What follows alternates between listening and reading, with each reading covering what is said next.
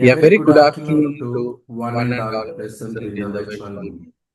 With With immense immense pleasure pleasure and and pride, pride, on on behalf behalf of of the the Department Department of of Electrical Electrical and and Electronic Electronic Engineering, Krishnasamy College of Engineering and Technology, I warmly welcome you all to the AICET Atal sponsored 6 days online faculty development program on emerging trends in digital twin technology for hydrogen production, storage, and transport.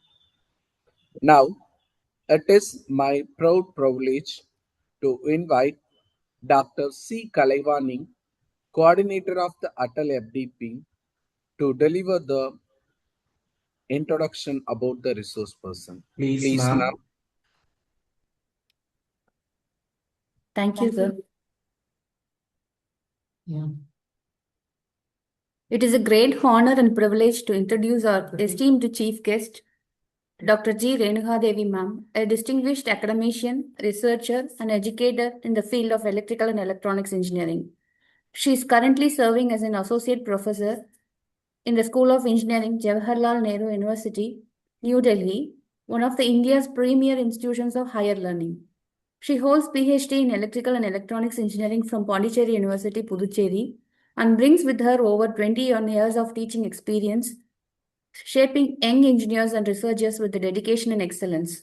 Her research interests span across cutting edge and socially relevant domains such as electrical drives and control, power electronics, smart grid technologies, renewable energy systems, and robotics.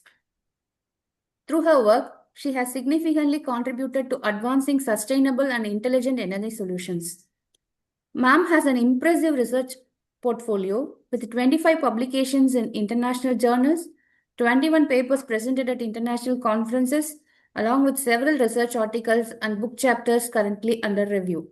Her research impact is reflected in her Google Scholar citation count over 300 with an H index of 10 and a SCOPEX H index of 6, underscoring the quality and relevance of her scholarly contribution. She is also an active contributor to academic and professional forums such as delivered 15 invited talks at various national and international platforms, sharing her expertise and inspiring students, researchers, and faculty members. Her excellence in teaching, research, and service has been recognized through several prestigious awards, including Best Research Paper Award at International Conference and Industrial Instrumentation and Control held in Kolkata 2021, the Best Career Guidance Cell Award, and Best Teacher Award Engineering in 2023. Dr. Renuka Devi is a senior member of IEEE and an active member of professional bodies such as Solar Energy Society of India, an institution of engineers, demonstrating her strong engagement with the professional engineering community. With her vast experience, research acumen, and commitment to academic excellence, she continues to be a source of inspiration for students and educators. We are truly honored to have such a distinguished personality as our chief guest today. Let us all warmly welcome her. Welcome you, ma'am. Thank you, ma'am. Thank you for the introduction. So, Let us hand over the session to her. Please, ma'am. okay, before starting of the session, I would like to thank coordinator and co-coordinator of this FDP program. So, and also I would like to thank Principal Sir and HOD of that Krishnasamy Memorial Engineering College and Technology. Thank you, ma'am. Okay, shall I start the session, ma'am? My voice is audible? Yes, ma'am. Okay.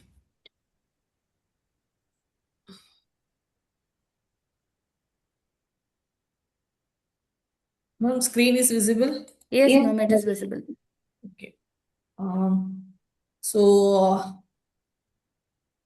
so my session title is Next Generation Energy, the Global Move Toward Hydrogen.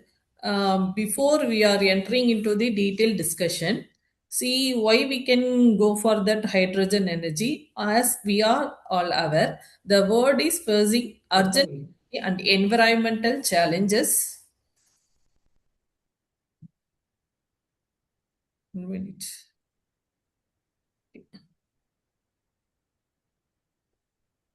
Environmental challenges, rising carbon emission, climate change, and increasing demand for clean energy. To address these challenges, hydrogen has emerged as a versatile and sustainable energy carrier with the potential to decarbonization for transportation, industry, power generation, and the residential energy systems.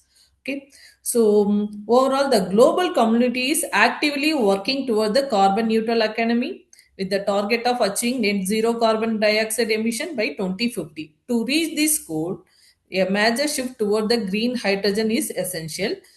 The green hydrogen is produced by splitting water through electrolysis using renewable energy sources. It is a clean, carbon free energy carrier that is easy to store, transport, and it can be used as multiple sector as an alternative to fossil fuels. Okay, so today in this session, we will explore about full hydrogen value chain from production, storage, and transportation to utilization. So, understanding these technologies, opportunities, and challenges associated with each and every step. Okay, so let's begin by understanding why hydrogen is considered as a fuel for the future. So, these are the outline of my presentation. So, introduction. So, hydrogen economy for infrastructure, protection technologies, transportation technologies, hydrogen storage technologies, finally, hydrogen utilization technologies. First, we move on into introduction. See, hydrogen was first discovered in the 16th century. During this period, so one of the scientists, see, he invented hydrogen by adding iron filling to sulfuric acid. Later, the one of the scientists, Henry, has identified hydrogen is a distinct element in the year of 1780. So the scientist Anton was formally named as that element as hydrogen. The term comes from the Greek word hydro. See, hydro means water, gen means they produce. Totally means water producer only. So hydrogen is the most widely available element in the universe. So nearly 70% universe mass and about 90% of its volume consists of hydrogen. However, excuse me.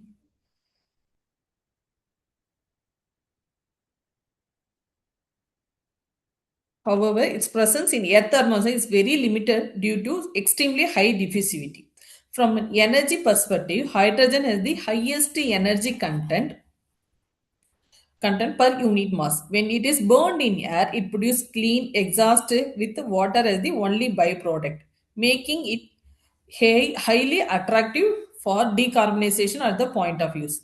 So, and also hydrogen is also versatile, highly versatile fuel. It can be produced from a wide range of sources and from locally available feedstock.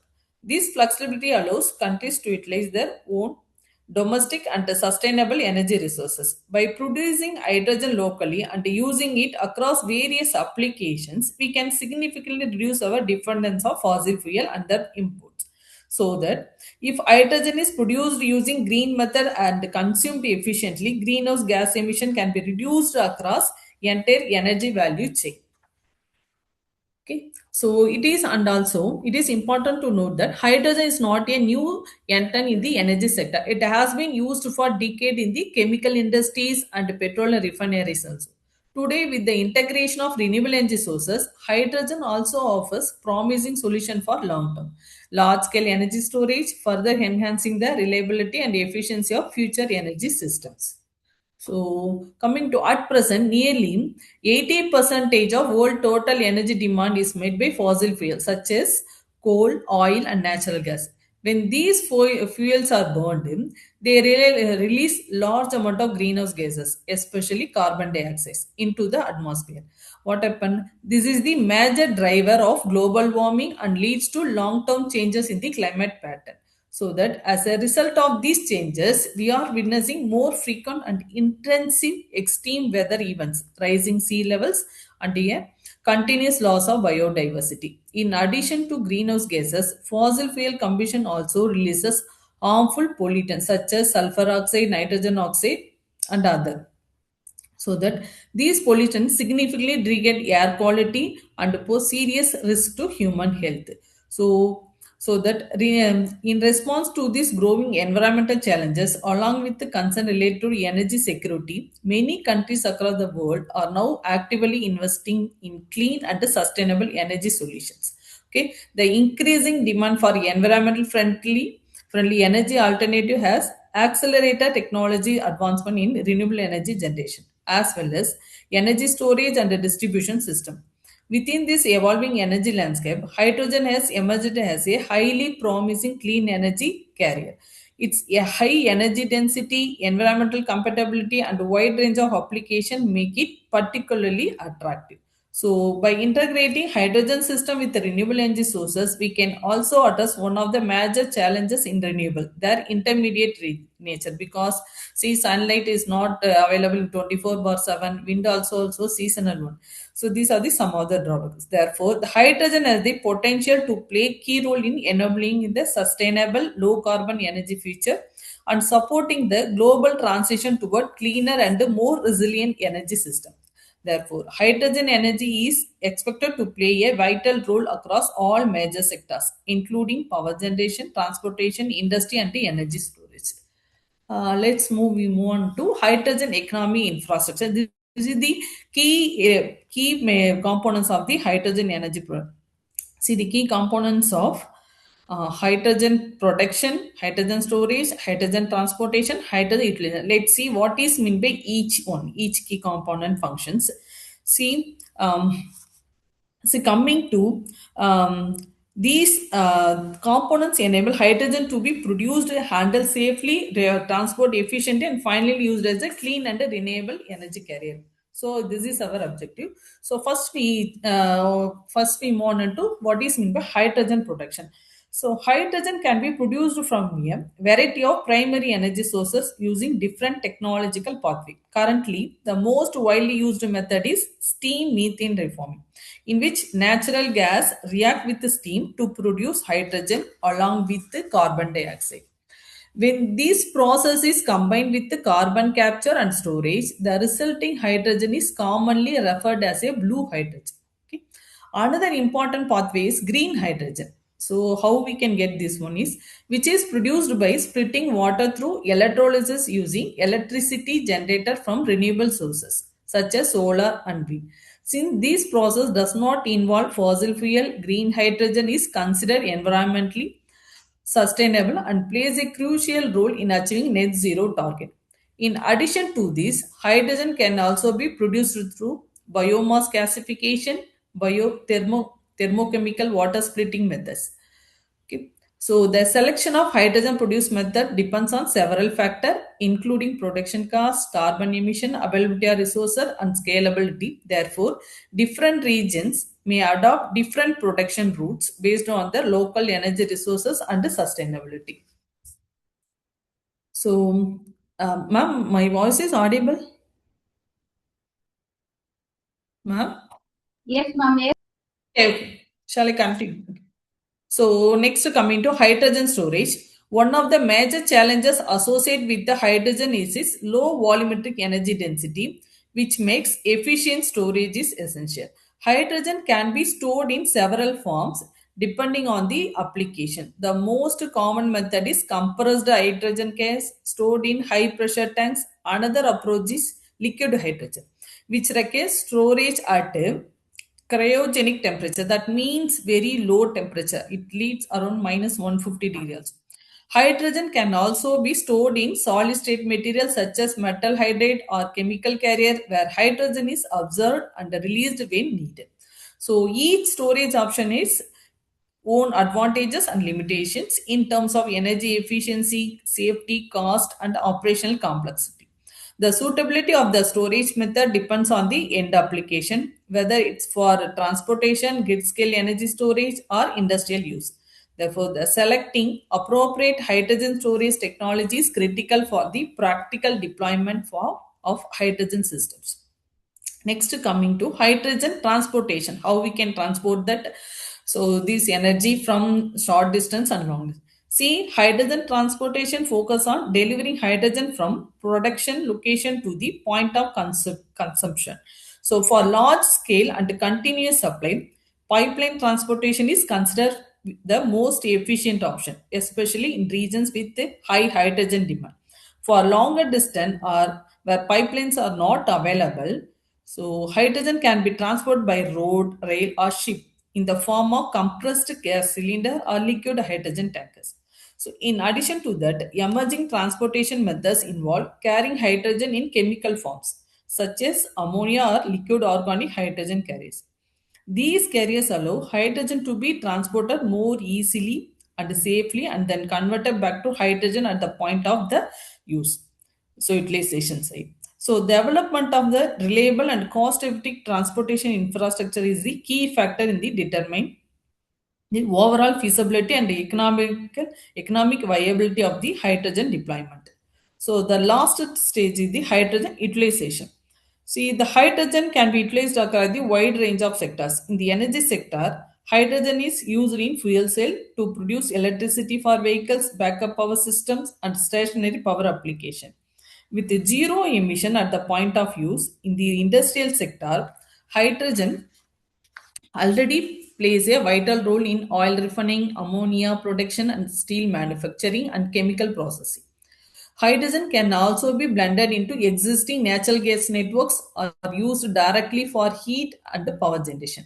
Effective and large scale utilization of hydrogen is essential to ensure that it contributes meaningfully to decarbonization, energy security, and system flexibility.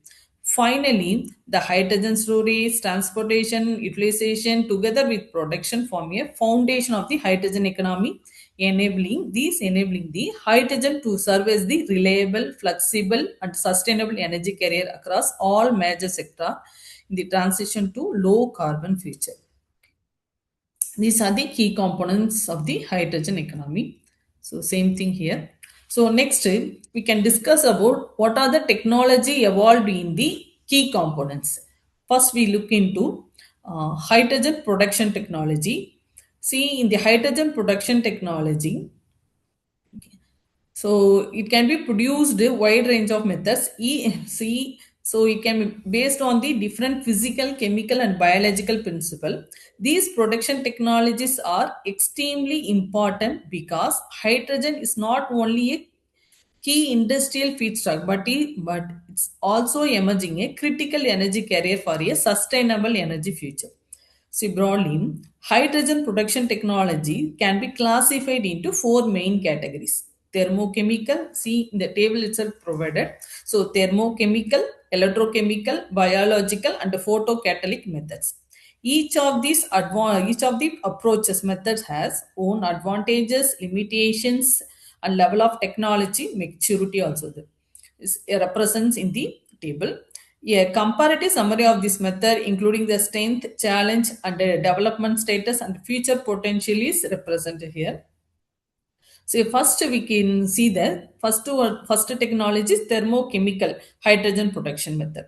See, in this method, so in this method, the hydrogen is produced in the large scale.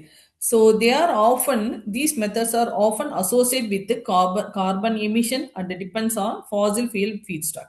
The future of thermochemical hydrogen production largely depend on the integration of carbon capture and storage technology and the transition towards sustainable renewable feedstock, which can significantly reduce environmental impact while improving the overall efficiency.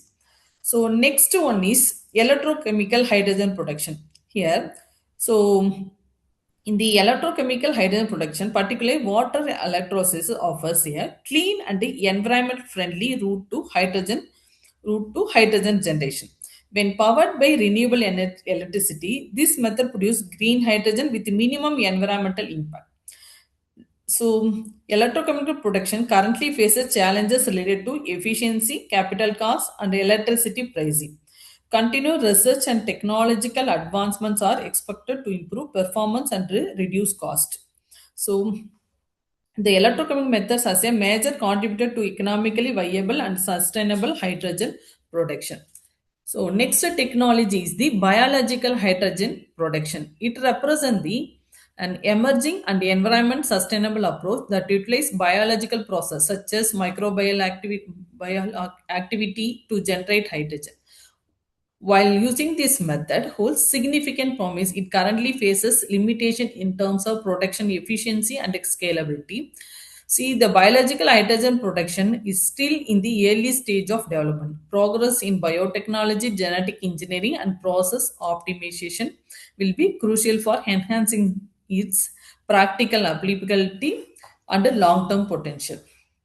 The last technology is the photocatalytic hydrogen production. It is another promising but early stage technology that directly uses solar energy to split water and produce hydrogen. This approach has the advantage of utilizing large amount of solar energy. However, it requires significant breakthrough in catalyst material, reaction kinetics, and system efficiency. See, this method has the potential to become important pathway for clean and sustainable hydrogen production.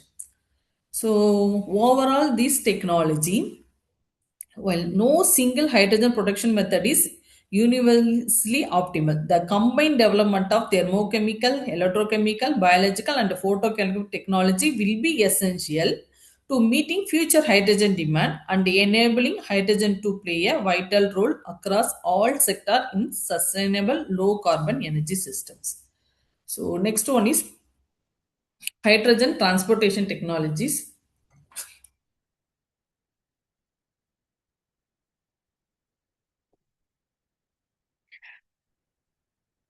So in this, the first figure represents the hydrogen is transported by using high pressure tube trailers. Second one is by using cryogenic tank trucks. So that means very low temperature also it is able to carry. So last one is solid state, the metal hydride hydrogen storage tank used for solid hydrogen transportation.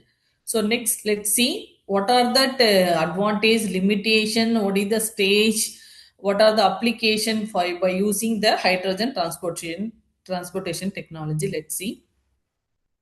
See, in the hydrogen transport technology, it is a critical link in the hydrogen supply chain because these technologies are responsible for moving hydrogen from production facility to storage location. Okay, so it is very difficult. So production is one some other place. We can carry the hydrogen to another place.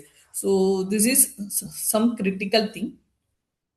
See, efficient transportation is essential because hydrogen production site and consumption points are often geographically separated. Therefore, the choice of transportation method has a direct impact on cost, safety, and the large-scale deployment of hydrogen energy.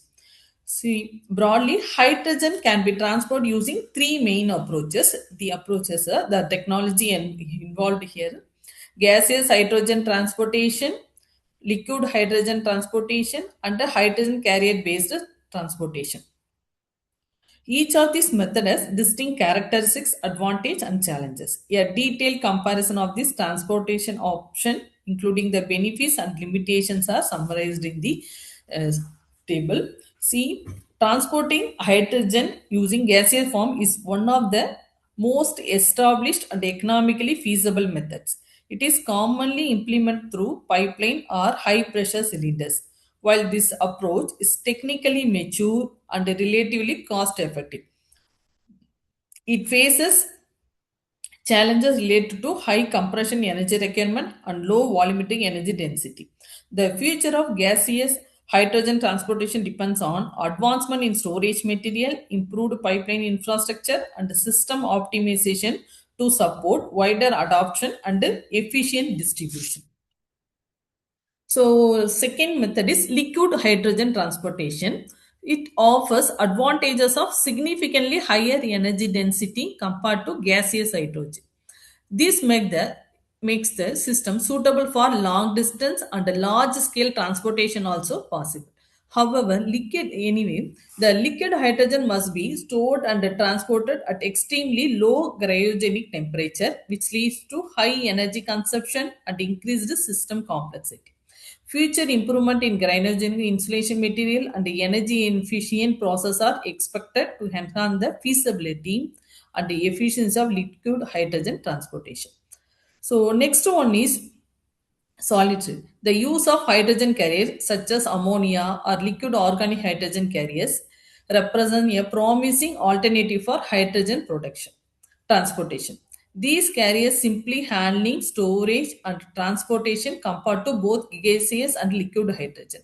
As a result, they offer greater flexibility and safety, especially for long distance transport. However, this approach involves complex chemical conversion process and significant energy requirements for hydrogen release at the point of use.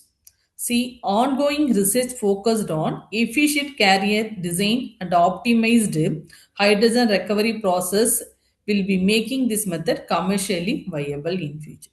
So overall, see hydrogen transportation technology are essential for building a robust hydrogen supply chain and enabling hydrogen to function as a scalable, reliable, and widely accessible clean energy carrier in the future energy landscape. Okay. So next one, third stage, hydrogen energy storage technology. We are going to use physical based, material based also. So these are the comparative study of storage, hydrogen storage technologies. In the hydrogen storage technology, so hydrogen to function effectively as a sustainable energy carrier. Efficient storage is essential because hydrogen production and the consumption do not always occur at the same time on our location. Okay, so it is not happen at the same time. Okay, as a, so we can we can produce production is one place, we can transfer some and we can store it some other place, so that the reliable storage solution are required to balance supply and demand and to support large scale hydrogen deployment.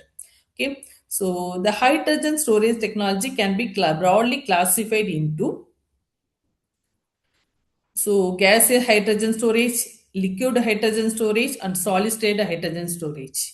Okay, so the gaseous is either compressed and underground. Okay, each of these approaches offers unique advantage and also certain technical economical challenges also there. So first we can discuss about gaseous hydrogen storage. It includes compressed hydrogen storage in high pressure tank, and underground hydrogen storage is suitable for geological formation. This method offers several advantages such as relatively low energy requirement for storage, high hydrogen purity, and the potential for large storage capacities. However, it also faces challenges, so including low volumetric energy density, the need for high pressure system, and limitation related to geological suitability. This technological maturity and ongoing optimization, the gaseous hydrogen storage is expected to remain widely used, particularly for stationary application and short distance transportation. In region with the appropriate geological condition, underground storage can effectively complement other hydrogen storage technologies. Okay. So these are the one of the advantage for underground. Next one is liquid hydrogen storage. It is particularly well suited for long distance transportation because of its high volumetric energy density. It has proven track record in the aerospace sector where compact and lightweight fuel storage is essential. However, liquid hydrogen storage requires cryogenic temperatures, making the liquid process highly energy intensive. In addition, losses due to boil off and evaporation operational challenges. So, liquid hydrogen storage is expected to remain important for specific application, especially in aerospace and long range transportation. Continuous research in insulation material and energy efficient techniques are going on, so for improving performance and applicability. So last one is the solid state hydrogen storage.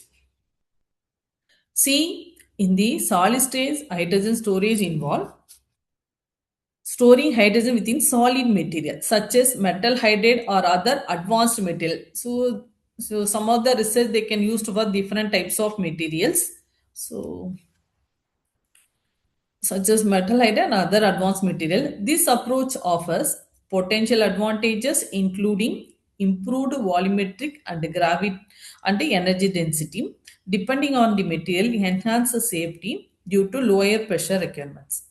So the challenges remain in terms of complex material synthesis, slow hydrogen absorption, and the release kinetics and sensitivity to operating temperature for certain material.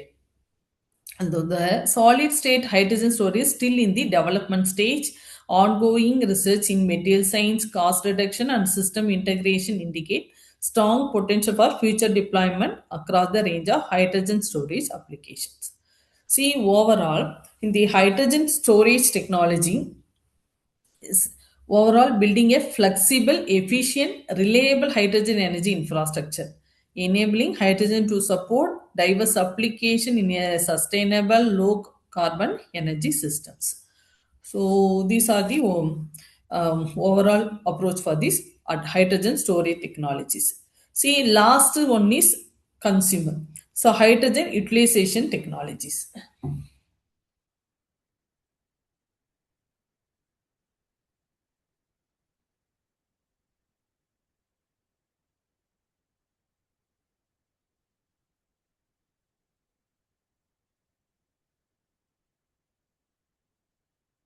Coming to hydrogen utilization technologies,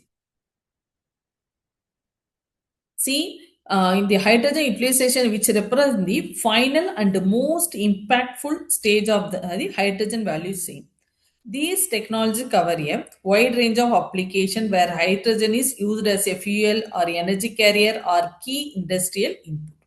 Overall, hydrogen use technologies play a vital role in reducing greenhouse gas emission, improving energy security, and supporting the transition toward more sustainable and environmentally responsible energy system. Hydrogen can be utilized through the several key technological pathways. See, it including fuel cell, hydrogen combustion, industrial process, and the energy storage and grid balancing application. See a detailed view on technology along with the advantage, limitation, and development status is summarized in the table. First, we can look into fuel cell. Fuel cells are among the most promising technology for hydrogen utilization. They are highly efficient, produce very low emission, carbon dioxide emission, and can be used across wide range of applications such as transportation, backup power, and stationary electricity generation. However, see the challenges in this fuel cell is high cost, sensitivity to fuel contaminants, and it depends on expensive precious metal catalysts. Despite these challenges, fuel cells are already commercially available in this market. Their future development focus on cost reduction, improved durability, and the exploration of new application, which will significantly contribute to the carbon neutral energy infrastructure. So next one is hydrogen.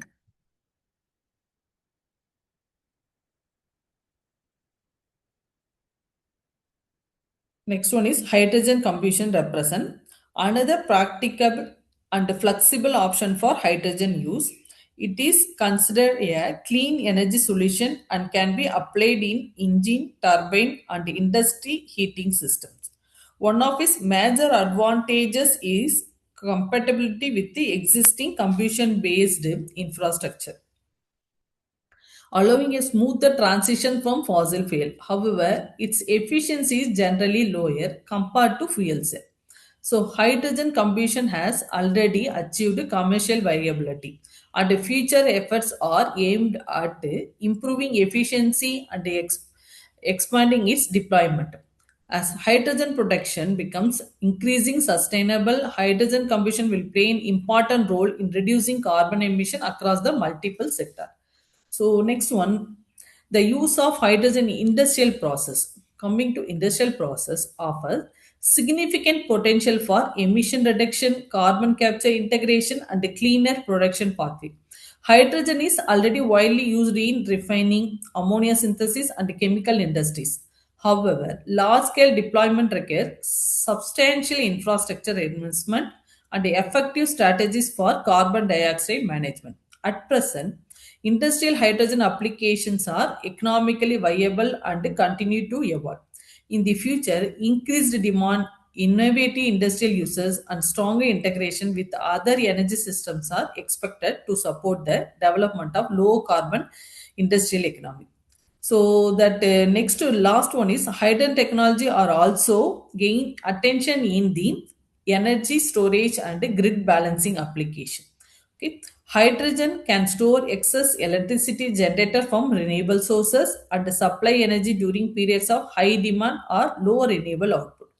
While this approach offers clear benefit in terms of flexibility and system reliability, challenges such as storage efficiency and infrastructure requirement remain. Currently, hydrogen based grid balancing is an emerging technology under active development. Future progress will depend on expanded hydrogen infrastructure and wider adoption, leading to a more resilient and sustainable energy system. See, the overall impact on the hydrogen utilization technologies.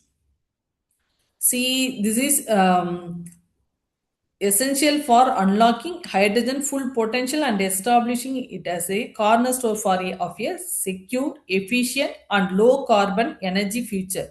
Energy across all major sectors. So I think finally we move on to conclusion. So in the so while we can go through that as a value chain of the hydrogen, so hydrogen clearly emerge as a highly promising sustainable energy carrier with a very high energy density of nearly 120 megajoules per kilogram. Most importantly, when hydrogen is used, the only byproduct is water vapor. This makes hydrogen is a powerful tool in the global effort to combat climate change, particularly through the decarbonization of the key sections such as transportation, industry, and residential energy use. In the transportation sector, hydrogen has the potential to replace diesel in heavy duty vehicles, leading to carbon reduction up to 70% compared to conventional fuels. All the data I have to collect it from this source only. I have to mention all the slides. I refer only one paper. So all the content collected from that paper only. So in the industrial sector, especially in steel manufacturing, hydrogen can be used as a reducing agent in place of coal, resulting in emission reduction of more than 30%. For residential heating, blending hydrogen with natural gas within existing infrastructure could achieve 7% reduction in national carbon dioxide emission. Overall, hydrogen potential even in everyday is applicable for all the sectors. So next one, that is significant progress is also being made in hydrogen production technologies. In the water electrolysis system have achieved the efficiencies of around 70%, and the ongoing innovation aim to push this beyond 80%, thereby improving economic feasibility. In parallel, advance in hydrogen storage technologies, particularly in solid state material, are focused on achieving safer, more compact, and more efficient storage solution compared to traditional high pressure systems. From an economic perspective, hydrogen still faces challenges, particularly in terms of production cost. At present, green hydrogen costs approximately $5 per kilogram, while the target is to reduce this below $2 per kilogram to compete directly with fossil fuel. Infrastructure development is equally important. Estimates suggest that more than 10,000 hydrogen refueling stations will be required by 2030 to support large scale adoption of hydrogen powered vehicles. Overall, the environmental benefits of the hydrogen, particularly its potential to reduce energy related carbon emission up to 30%, it's clearly established very key pillar of low carbon energy future. See, for realizing this potential requires overcoming challenges related to cost reduction, technological innovation, and infrastructure development.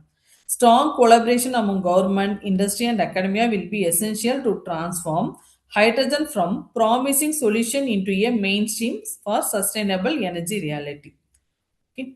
So I hope that the deep understanding of the pivotal role of hydrogen as a sustainable energy carrier and its transformation potential in building a low carbon, resilient, and a efficient energy system. Hydrogen is not just a technological innovation, it represents an opportunity for environment sustainability, energy security, and industrial advancement.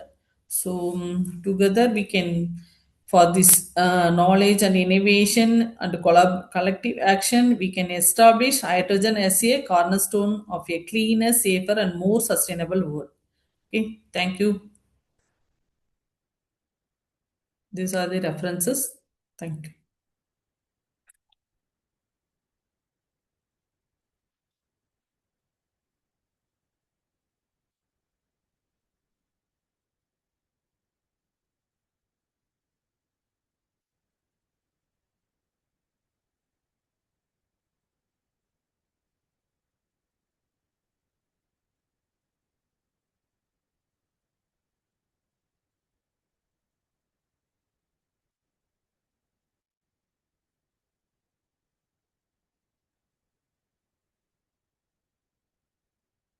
Hello, sir. Ma'am, 1 second, ma'am. Uh, Participants, any queries? Ma'am, I'm not able to stop sharing. How to do? I tried it, but not getting it. Ma'am, it's Yes, already sir. stopped, ma'am. We Okay, couldn't. okay, okay. Participants, any queries?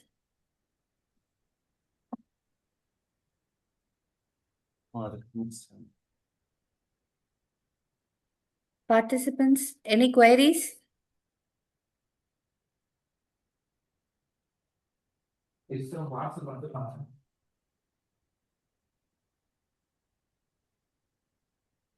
Ma'am, Yes, ma'am. could Hello, you ma'am. elaborate us how renewable energy sources like solar and wind could be integrated into hydrogen production, ma'am? See, I will show one of the slide. Wait.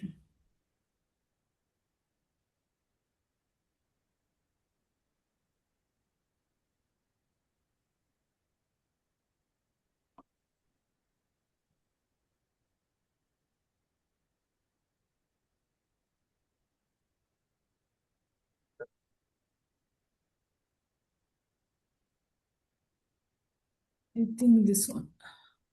So for protection side, we can use to for that renewable energy sources, ma'am. So I'm not do the research in this area, but the papers are they can do some research. So solar wind, from that solar also we can convert it into, they can, from the solar intensity also they can get the hydrogen energy. From the wind also they can get that hydrogen energy. From that they can transport and storage and all. Ma'am, okay. Okay, ma'am. 1 second, ma'am.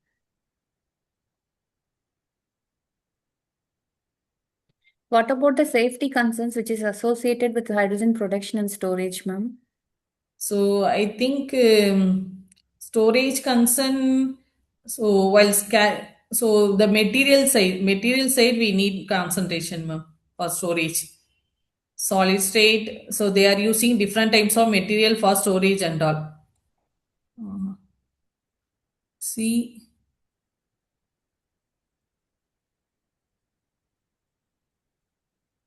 See, with safety, they are using some materials they are using. So liquid, organic, some interhydrate. These are the some storage material they can use for safety side. Okay, ma'am. Okay, ma'am. Okay.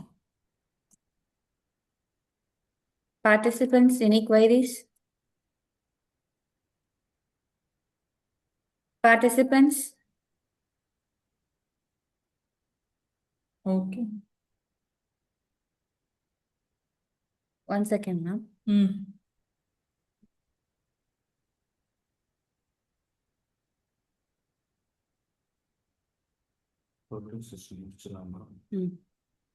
Participants, kindly turn on your cameras.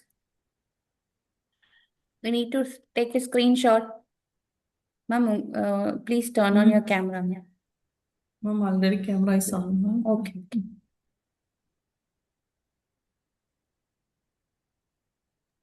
Dear participants, 1 second.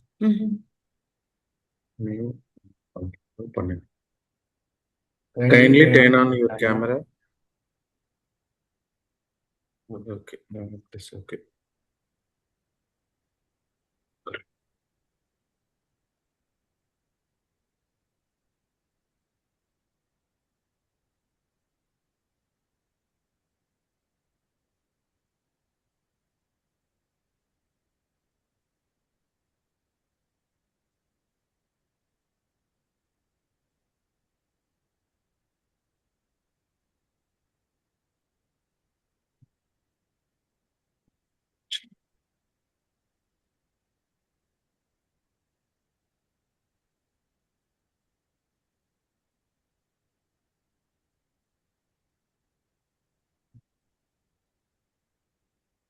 Screen share ஆயிருக்கா? இல்லையே, நான் எதுவும் share பண்ணேன். ஏன் சாட்டா? உங்களோட screen share ஆயிருக்கா? நீங்களா Google search பண்றீங்க? நானு மேம் ஷேர் ஆயிருக்கா? Yes ma'am. எப்படி ஏன் ஷேர் ஆகுது? நான் அதுதான் ma'am staff share. Okay, ma'am. Now it is okay. Okay, it's okay ma'am.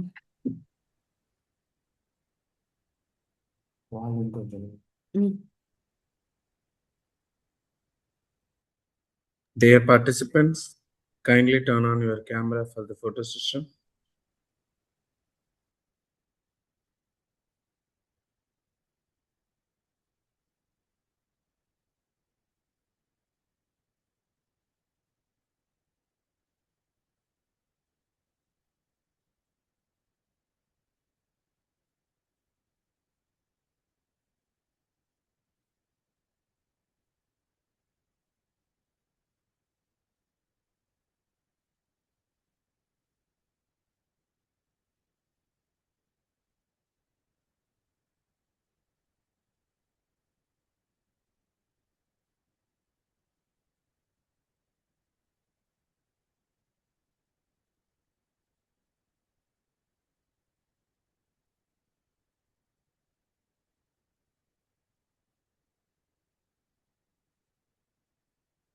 Ma'am, one of the participants is asking what is the about local temperature for hydrogen around 2000 degree Celsius.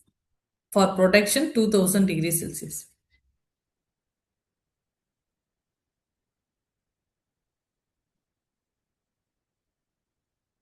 I do have a doubt that how that it could be stored and transported under such high. It has to be stored under high temperature and pressure, right?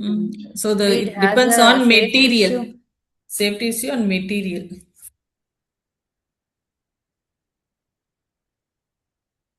See that one of the minus 150 degree also they can store it. So I think they can research going on the material side. Hope they come up with a Transportation. possible and feasible solution for Okay. this. For glee.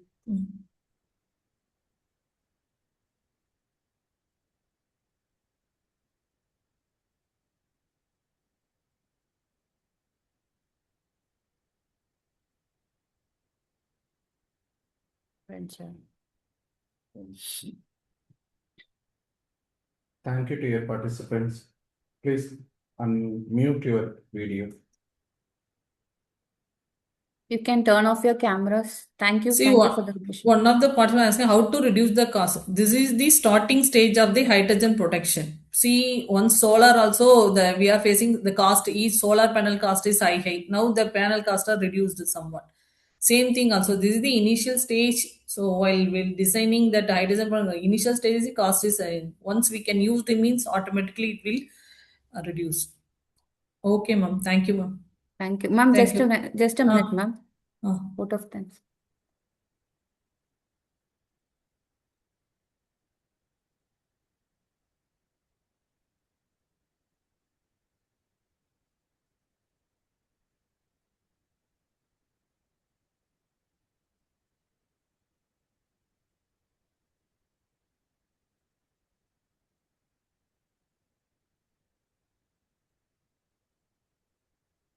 Good afternoon to one and all present in the virtual meet.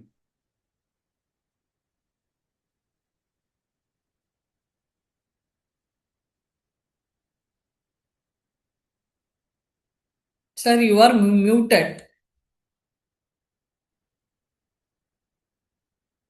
Sorry, ma'am. Sorry for the inconvenience. Okay, sir. Very good afternoon to one and all present in the virtual meet. On behalf of the organizing committee, it is my proud privilege to propose a heartfelt vote of thanks. We express our sincere gratitude to Dr. Renuka Devi ma'am for her valuable presence and for sharing her profound knowledge and insight with us. Her session was not only intellectually stimulating but also highly inspiring, providing us with clear perspective and practical understanding. The clarity of her explanation and the depth of her expertise truly enriched this program and left a lasting impact on all the participants. We are deeply thanks to her sparing her valuable time and enhancing the audience with such enthusiasm and commitment. Her contribution has significantly added value to today's session and made it memorable learning experience. We also extend our sincere thanks to organizing team, all the participants for their support and active involvement. Thank you, ma'am. Thank you, dear participants. Thank you, sir. Thank you, ma'am. Thank you, ma'am. Thank you. Shall I? Yes, ma'am, we'll Okay. join for the next session. Okay, ma'am. 5 o'clock. Huh? Yes, ma'am, 5 Okay, o'clock. ma'am. Okay. Dear Participant, participants, kindly kindly stay stay in the in the line. line. The The next next speaker will be joined very soon.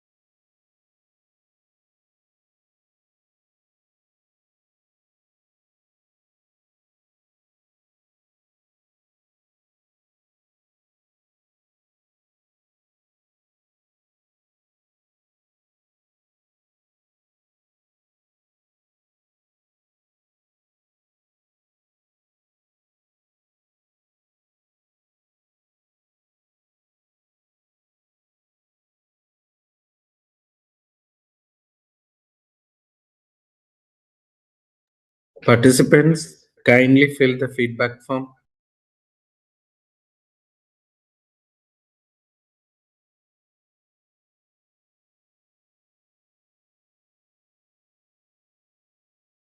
Dear participants, kindly fill the session 11 feedback form posted in the chat box.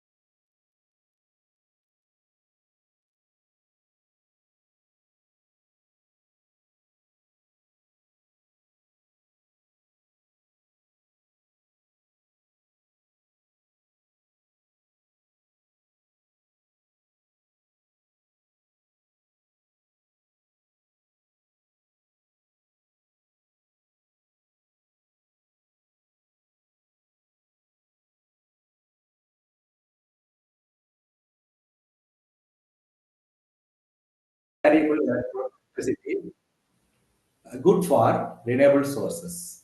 High pressure hydrogen can produce hydrogen at high pressure directly, so reducing compression needs. Next, let us see for the disadvantages of these methods. So expensive, require costly catalysts like platinum or iridiums. Sensitive water purity, so need very pure water to avoid membrane damages. So higher maintenance cost than alkalines electrolyzers. These methods applications is fuel cell vehicles, hydrogen car, buses, trucks. A grid energy storage, store excess renewable energy as a hydrogen. The industrial side is high purity hydrogen for electronics, then other parameters and chemical process.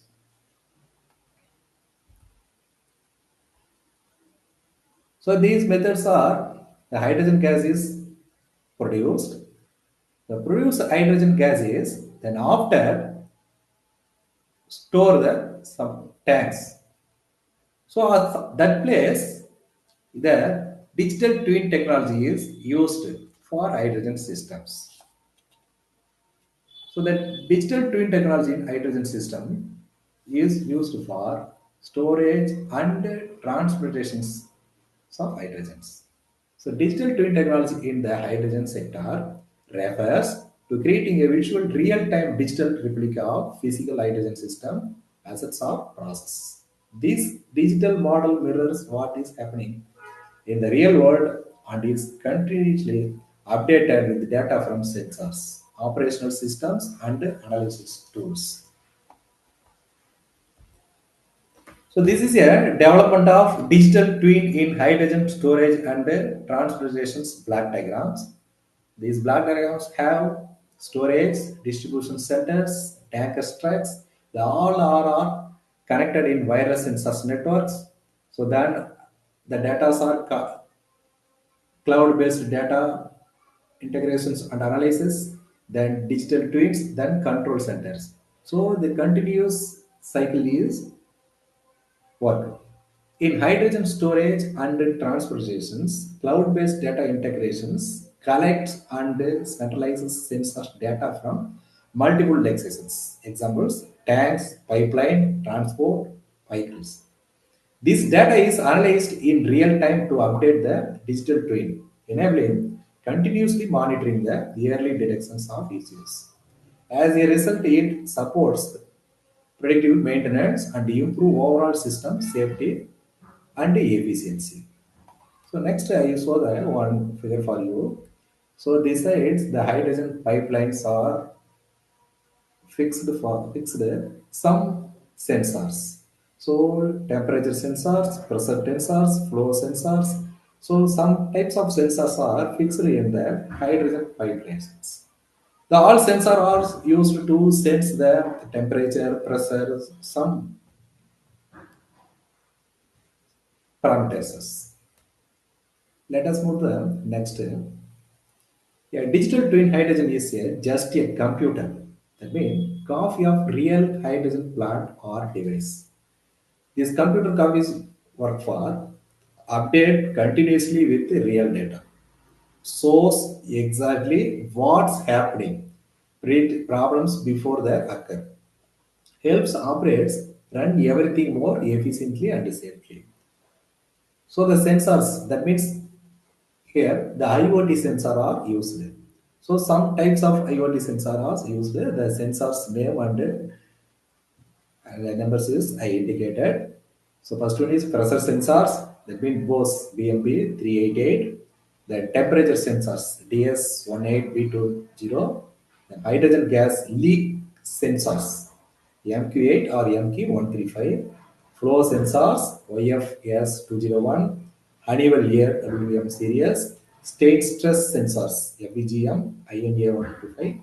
Vibration sensors ADXL345 accumulators, level sensors, ultradynamic sensors HCSR04, and linear polarization resistance electrochemical corrosion sensors. These types of sensors are used in the twin technologies. Let us move to the next slide. So the digital twin is working is real-time monitoring of storage tanks. So a digital twin continuously receives data from sensors, that means temperature, pressure, hydrogen concentration to detect leaks early. So next one is prevent over. That means increase in the tank's pressures, track performance damage or breakdowns. Next one is safety and risk predictions. Hydrogen gas unique safety challenges. That means leak, implement that means damage or breakdowns. Explanations risk. Digital twins allow simulations of crack propagations and material failure. Hydrogen enrollment in metals, leak dispersions under different conditions. This helps operators predict failure before that happens. So next the TV technology is used for optimizing storage designs. Engineers use digital twins to test different tank shapes, composites, metal, hydrate, cryogenics, insulation materials, cooling and heating during compressions, the speed of design and certifications. Next one, virtual testing of operating conditions. Instead of stressing real-time simulations can test. fast fill hydrogen refilling protocols, thermal effective during compressions, charge or discharge cycles for solid state storage. This reduced cost and risk. So I saw the one figure for you. This is a liquid type hydrogen flammable gas tank. So the tank outsides are all the pipes are connected. The pipe side is the some sensors are connected. You see the sensors. This is the tank of liquefied hydrogen flammable. So next, let's see the. This is some hydrogen refilling stations parts images. The hydrogen gas refilling stations, the types of parts are used. So free cooling and dispensing. That means refrigerators unit used and the dispenser used. The next one is high medium pressure hydrogen side, the high pressure booster compressors, and high medium pressure buffer storage, vaporizers, high pressure cyclo pump are used. The low pressure hydrogen side, low pressure storage, low pressure compressor, and pipelines used for hydrogen supply sources. That means pipeline, distributed productions, then gaseous tube trailer, then cryogenic storage. These are all our hydrogen refilling stations parts images. So next one I will show the one figure for you. This is a largest ever liquid hydrogen tank. So this tank is made in India. Its capacity is 238 cubic meters. That means 2 lakhs 38,000 liters. So the tank is made in India, August 2022 in Gujarat. So which technology used? It is designed to store hydrogen at a cryogenic temperatures technology used. The temperature is minus 250 degrees Celsius. This is the largest ever liquid hydrogen tanks produced in India. This is for used for liquid storage hydrogens. Next, I go for the one figure. This is for gas hydrogen tanks. The gas hydrogen tanks are these types. So let us move to the next slide. So now the twin technologies, some place views, how it is used and how it is for improve the efficiency. So I give some examples and discuss. First one is green hydrogen plant. Its plant capacity is 2 megawatt PM electrolyzers. So digital twin creates memorable wear. So the digital twin is used, the downtime reduced by 18 percentage. So energy use optimized 60%, 6% lower cost per kg of hydrogen. So then hydrogen storage tank side, the twin technology is used. So the pressure is high pressure, 700 bar stations. The twin simulated heat melter enabled safer filling protocols. So reduce the compressor cycling by 25%. So next, hydrogen pipeline, the digital twin is used for embodiment monitoring, detected weak points in steel, prevented potential failure, saved millions in repair costs. So fuel cell buses, the twin is used for twin monitors, stock health, predict when to replace memorable, extend fuel cell life by 30%. So where it is used in hydrogen industry, the twin technologies. The digital twin can be built for hydrogen production. That means electrolyzers, SMR plants, CCS integrations. So hydrogen storage systems, that mean tanks, underground caverns, hydrogen transport, that mean pipeline, distribution network, and shipping sites used. The fuel cells and hydrogen powered equipment, hydrogen refilling stations. These sides are the hydrogen industrial sides, the twin technologies used. So why digital twins master in hydrogen? So hydrogen is high pressure and sensitive. So equipment is expensive. That means we are using for electrolyzers and compressors. So the equipment is expensive. Safety risks, leaks, implement, that means damage or crack, that means it is called implement. Need for cost reduction in green hydrogen. So only the twin master is used in hydrogen gas production sites. So hydrogen value chain applications. So is used for production, storage, transportations, filling stations, and fuel cells. So next one, productions electrolysis. The digital twin helps for optimize energy use, predict memory degradations, improve hydrogen purity, and reduce downtime. So storage system side, the twin is used for tank thermal modeling, leakage detections, pressure temperature predications, current simulations. So next one, pipeline and transport. Flow simulations detect leaks and pressure anomalies, predict hydrogen employment, energy efficient compressor scheduling, fuel cells, predict stock failure, optimize water and heat management, improve light times. So that twin technology is used for, so the above the topics are used. So benefits. So higher reliability, lower operational cost, better safety, longer equipment lifetime, faster decision makings. So what is actually does the twin technologies? A hydrogen digital twin can monitor systems in real time. That means track temperature, pressure, electrolyzer efficiency, purity levels, and equipment health. The next one is predict failure and optimize maintenance.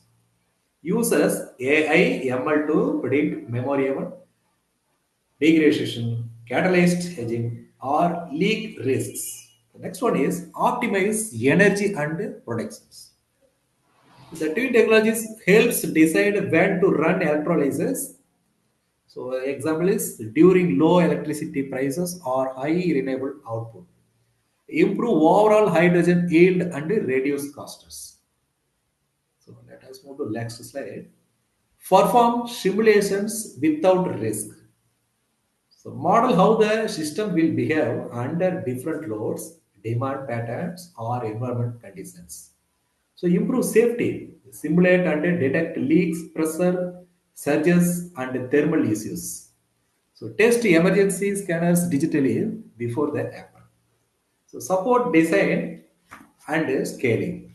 Engineers use twins to design new hydrogen plants, evaluate materials, or test configurations. So let us move to next. What is important for hydrogens? So hydrogen gas systems have complex chemistry. So operate under high pressures and require strict safety controls. So digital twins help ensure higher efficiency, lower operating cost, better safety, longer equipment life, faster development of hydrogen technology. So only the importance of hydrogens. So why digital twins are important for hydrogens? So hydrogen gas systems involve they have high pressures that mean 350 to 700 bars. Xenorbital rates. Fast thermal changes, flammable gas risks, expensive and sensitive equipment. Digital twin improve safety. First one is safety. Simulates worst case scenarios and detects leak early. So efficiency. Adjust operations for maximum hydrogen output. So next one is maintenance. predict failure before that happen. Cost reductions, better planning, less downtime, optimized energy use, scalability. Helps design larger hydrogen plants and network. Let us move to the next small some one or two examples. So digital twin for 10 megawatt hydrogen electrolysis scenario. A green hydrogen plant uses solar plus wind energy to run a 10 megawatt PM electrolysis. So what is the twin technologies function? So step one. So first data collections. Sensor measure the power input, temperature of stars, hydrogen purity, water flow, pressure level. All this goes into the digital twin. So next step, real-time monitoring. The twin shows current hydrogen output, the efficiency, kilowatt hour by kg H2. Stock performance, voltage cell by cell operates, see live health status of the plant. So next, predictive maintenance. The digital twin finds that one of the electrolyzers stocks is slowly losing efficiency. ML model predict memorium degradations in 14 days. Automated alert. Schedule maintenance on stock 3 next weeks. This is the main usages. These avoids sudden shutdown.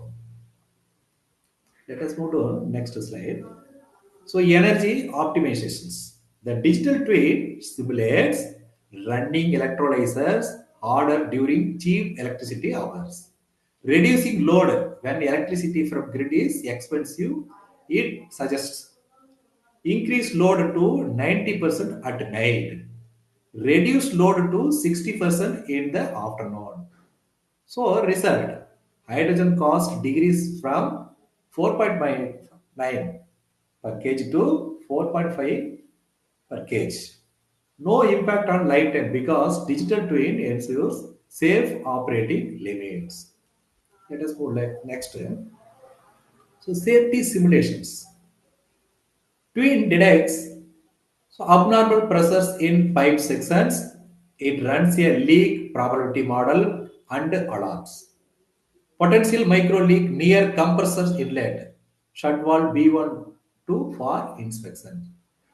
As in avoided. So these main functions of twin technologies. So steps 3. Performance reporting.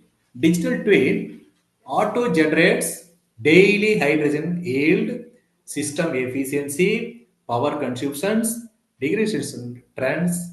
Investors and engineers get transparent insights. So next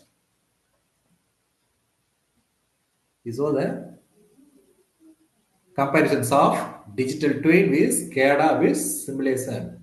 So it's a simple comparisons.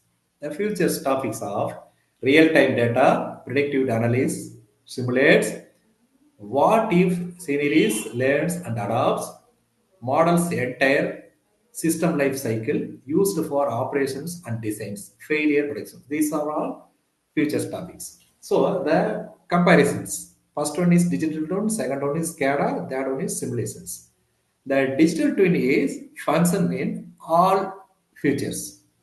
The SCADA traditionally is only two topics only operate.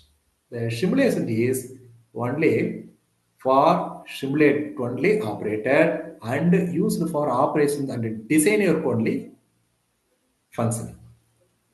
So the digital twin is mostly all futuresly function. So simply I give the line for you. Simple summary. SCADA. So only for monitors. The simulations predict but not from real-time data. Next one is digital twins. This is for monitor, predict, learns, and optimize. All options are functions in digital twin. So next, let's move to the next slide. So advantages of twin technologies. Real-time monitoring, predictive maintenance, improved safety, higher efficiency, lower cost, better design and planning, faster decision making, full life cycle management. Let us move to the next slides. So hydrogen plants, automatic hydrogen plant sites are used in the twin technologies. What that happened? A digital twin will develop into self-optimized plants that adjust hydrogen protections automatically, balance load using AI used, protect and fix problems with minimal human input. So these are our main points. So only the automatic hydrogen plants are used in the digital twins. So next one is integrations with AI plus generative AI. Future twins will use AI to generate new operating strategies, predict systems, behavior, and rare events, automatically optimize efficiency in real time. So let us move to the next slide. So third point is cross-sector integrations. The digital twins will integrate hydrogen plants, power grids, and renewable energy water supplies. They create a fully coordinated energy ecosystems. The fourth one is large-scale hydrogen network, hydrogen grids. So countries developing hydrogen infrastructure will use digital twins to manage national hydrogen pipelines and large storage caverns, multi-plant optimizations. This creates a smart hydrogen grid with balanced supply and demand. So let us move to the next. So fifth point is quantum and high performance simulations. So advanced computing will allow more accurate hydrogen employment modeling, molecular level simulations for electrolyzers designs. The faster optimizations of large systems. The sixth one is digital twins for hydrogen mobility. So fuel cell vehicles, buses, trucks, and aircraft will have digital twins for predictive maintenance is very important. Fuel efficiency optimizations, battery and hydrogen hybrid management. So last one is for seventh point. So standardization and regulations. Countries will create standards for hydrogen twin interoperability, cyber security, data sharing, safety models. This will aggregate global adoptions. These are all used in autonomous hydrogen plants. The 7 points are mainly used in the twin technology is mainly functions. So next we show the one figure for you. This is our Tamil Nadu state VOC port in the year. That means in September 2025, the pilot green hydrogen plant at VOC port was inaugurated by the Union Minister of Ports. The formally making VOC the first Indian port to produce green hydrogen on site. This is the capacity is 10 ton.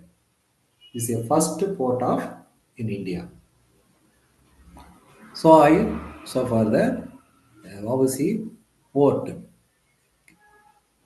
this plant capacity, I show you. So it's a obviously port, highly productive item. So the capacity, these have 10 capacities. This is the first port in country to produce green hydrogens. So next, let us move to next. So top 5 green hydrogen projects in India, 2020. JSW Energy for JS Steel, Vijayanagar, Karnataka supplies 3,800 tons per year green hydrogen and 30,000 tons year green oxygen. Currently, India is largest operational green hydrogen plant. The second one is Adani Group, Gujarat, 5 megawatt of green H2 pilot plant powered by solar and integrated battery storage. So let us move to the next slide. So third, Inox Air Products Rajasthan save 190 tons per year of green hydrogen. And fourth one is Deen Dayal Port Authority DBA Larsen and Turbo Electrolysis Conductor Gujarat 1 megawatt green H2 plant. And fifth one is Vivo Vavasi Chidambaram Port Authority Tamil Nadu Thuthukudi pilot hydrogen plant producing 10 nm cube. That means 8 to 10 tons per day. So this is the most top five plants in India. Let us move to the next slide. So India's first indigenous hydrogen fuel cells passengers launches on December 12, 2025. India has launched its first indigenous hydrogen fuel cell passenger vessels in Varanasi and the Ganga River, marking a major steps in clean inland water transport using domestic green technologies. The 50-seater AC catamaran built by Cochin shipyard emits only water and can operate for about 8 hours on hydrogen refills. Let us move to again some important points about the fuel cell passengers. So type, it is a 24-meter fully air-conditioned catamaran passenger vessels. So capacity is the vessels can carry 50 passengers. Technology, it operate on low temperatures proton exchange. So memory. So LTPM fuel cell systems. These systems uses stored hydrogen to generate electricity through an electrochemical reactions with the pure water and heat the only byproducts. Hybrid power. The fuel cells are part of hybrid power system that also include onboard battery storage and supplemental solar energy supports. Performance. The vessels can run for up to 8 hours on a single hydrogen fill and has a service speed of approximately 6.5 kNs. Built as owners, that means it was integrally designed and constructed by the Cochin Shipyard Limited. It's controlled by under India, Authority of India. So these are all basics of hydrogen gas. Hydrogen gas, physical and chemical property. So the hydrogen gas, how produced, what are the methods are used, then production hydrogen gas, how to store that time, the twin technology, how is it used, so what are the types of IoT sensor are used. So nowadays, top five hydrogen gas productions plant name and so the two projects are on central government is Surrender opening for Vavasi Chidambaram Port and the Varanasi one ship is operated. So nowadays the hydrogen gas is very important role of uh, alternate of fossil fuels. So that's all about the topic of hydrogen gases and twin technology used in hydrogen gases. So next let us move to approximate hydrogen protection cost. I mean, steam methane reforming SMR 60 to 120 cheapest but emits CO2. So electrolysis renewable energy, its cost is 240 to 480 rupees. So I mentioned about this our Indian money price. So cleanest cost vary with power prices, biomass gasifications 150 to 300 depends on biomass availability. So petrol gasoline productions cost 40 to 60 per liter, diesel productions cost 35 to 55 per liters. So fossil fuel availability. So how long to be the fossil fuel availability?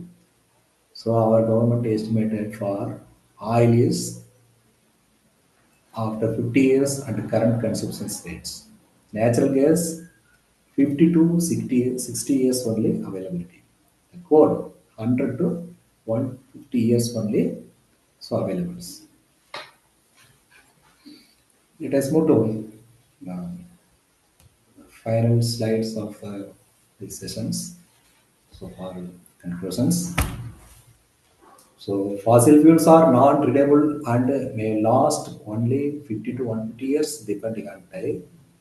So environmental issues like global warming and air pollution push nations to explore alternatives. So hydrogen is zero emissions if produced from green energy, making it ideal for the futures. So digital twins and cloud integrations improve safety and efficiency. Many countries are now investing in hydrogen technologies, including production and storage and transportations. So these are all about the hydrogen gas, basic hydrogen gas, and how it is produced, and what about the twin technology used in hydrogen gas. So I complete the sessions.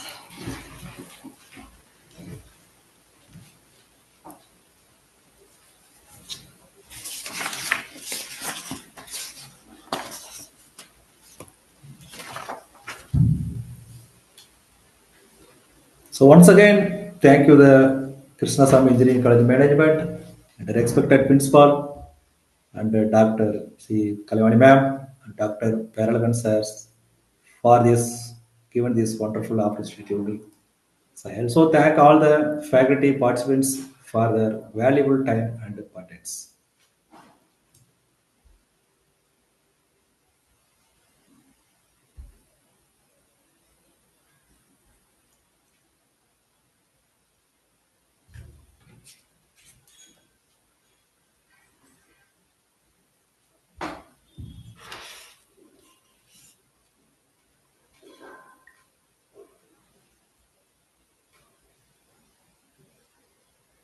Participants, there are question here. Participants, any queries? Participants can unmute your mic and post your questions to the resource person. If participants you have any questions, you type your questions in chat box. I will send the reply to you. Dear participants, Now now you you have have allowed allowed to to unmute unmute your your mic. mic. If you have any queries,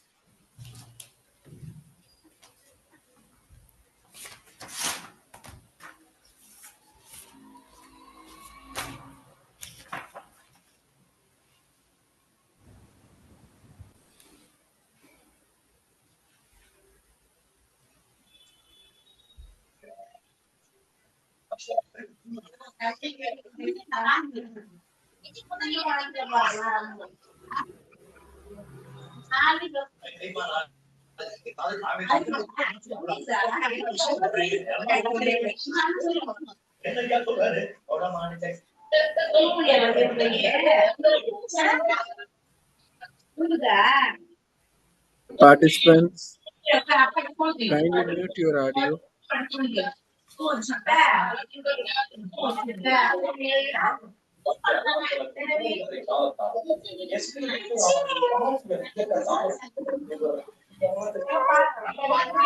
Sridhar sir, 1 second.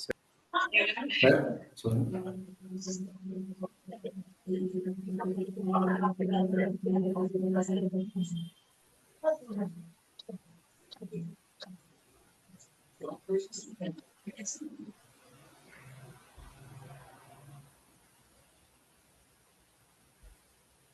Any queries?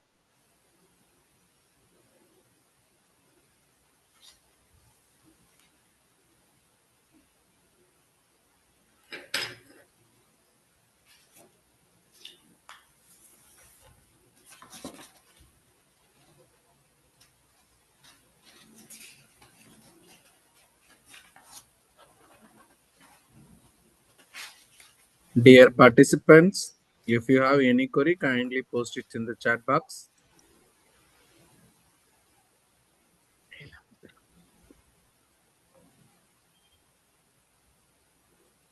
Sure.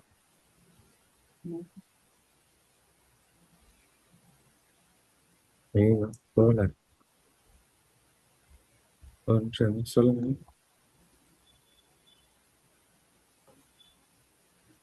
CE Any query? Mail ID Kalai KALI.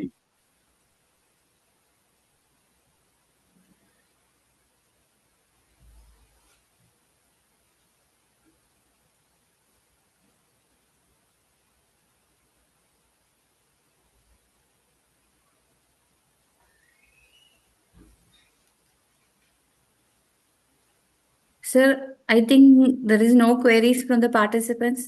We can take it that way that they have understood all the concepts we have taught. Hello, sir.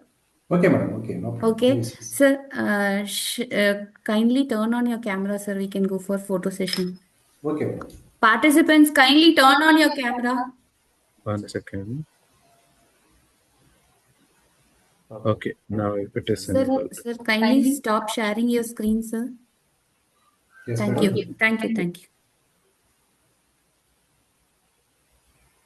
Participants, kindly turn on your cameras.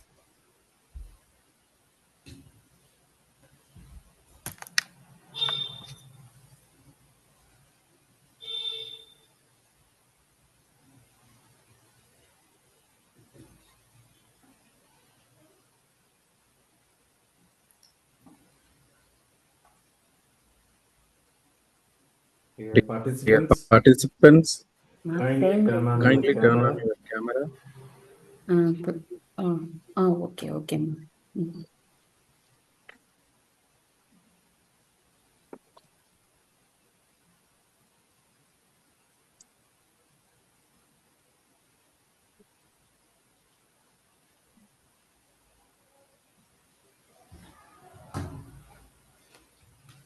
Dear participants, please kindly turn on your camera.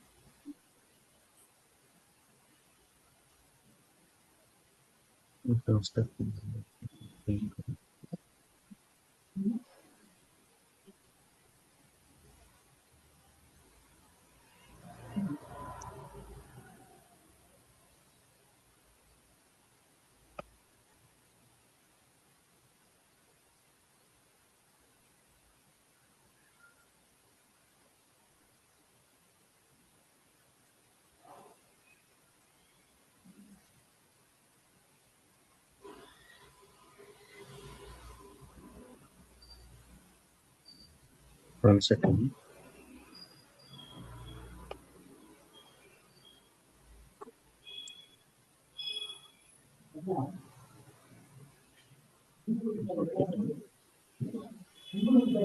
Thank you, participants. Kindly switch off your camera. It's time to vote of thanks. Now I invite Dr. C. Kalaivani, coordinator of the Atal FTP, to deliver the vote of thanks this session.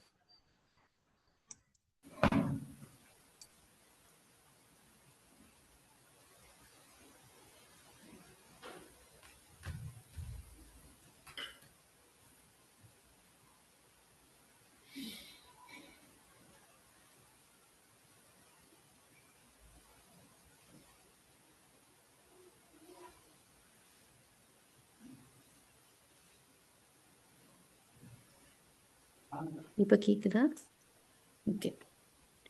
Good evening, one and all.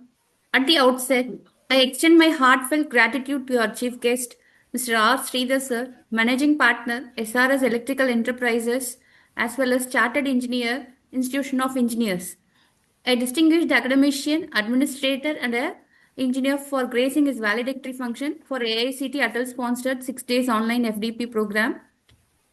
I sincerely thank AICT Atal and Training Institute, AICT New Delhi for sponsoring this program, sir. And also your session was very thoughtful, and you have covered from the very basics and make us to understand the even the simpler concepts, sir. Thank you so much. Thank you, Finally, madam. Thank you. I thank all the participants for their patience and having an interactive session. Thank you, one and all. Next session will be starting. Oh, next session. Thank you, sir. Thank you so much. Thank you. Thank you, madam. Thank you, madam. Thank you, madam. Thank you, sir. Thank you so much, Sridhar sir. Thank you. Thank you. Thank Nice you to for your hear your valuable presentation. presentation. Okay, sir. We Okay, will sir. meet you very shortly. Once again, thank you and Kalyan ma'am and you, sir. Thank you. Thank you so much, sir. Thank you. Thank you. Next start பண்ணிடலாமா? பண்ணிடலாம். The ma'am பார்க்குற check பண்ணுறேன்.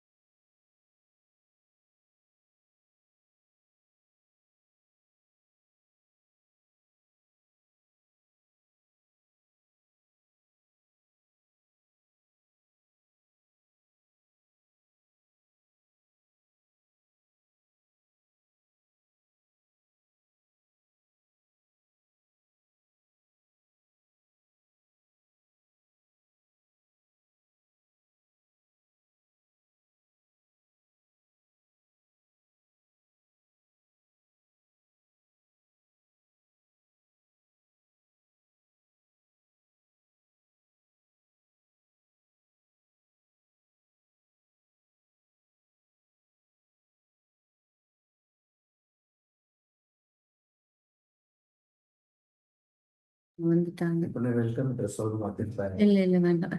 ஜென்ரலாக சொன்ன போது ஜென்ரலாக welcome பண்ணிக்கலாம். Already introduced இல்லை. Dear participants, please be online. The next resource person has joined the session.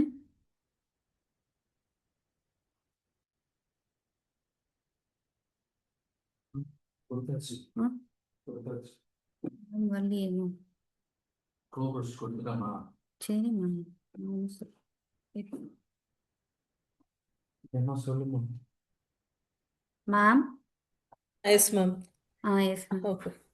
Now, I take immense pleasure in welcoming our resource person, Dr.G.Renuka Devi, ma'am, to present the 13th session of 6th day AICT Atal Sponsor 6 Days Online FDP Program on Emerging Trends in Digital 10 Technology applied to hydrogen production, storage, and transport. Now, I warmly welcome Dr. G. Renuka Devi, ma'am, and I hand over the session to her. Okay, ma'am. Thank you so much. Thank you.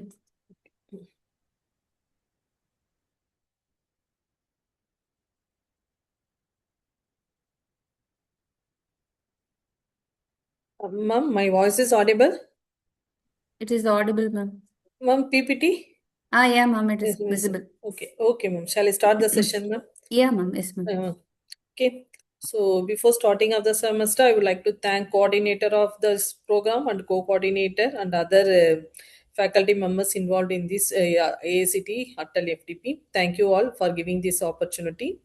So the session title is the implementation of digital twin in hydrogen energy. Let's see. So, what is the role of digital twin in the hydrogen energy? So, let's see. So, these are the outline of my presentation. So, before starting, what is meant by digital twin? Then, how to we can frame that digital twin framework?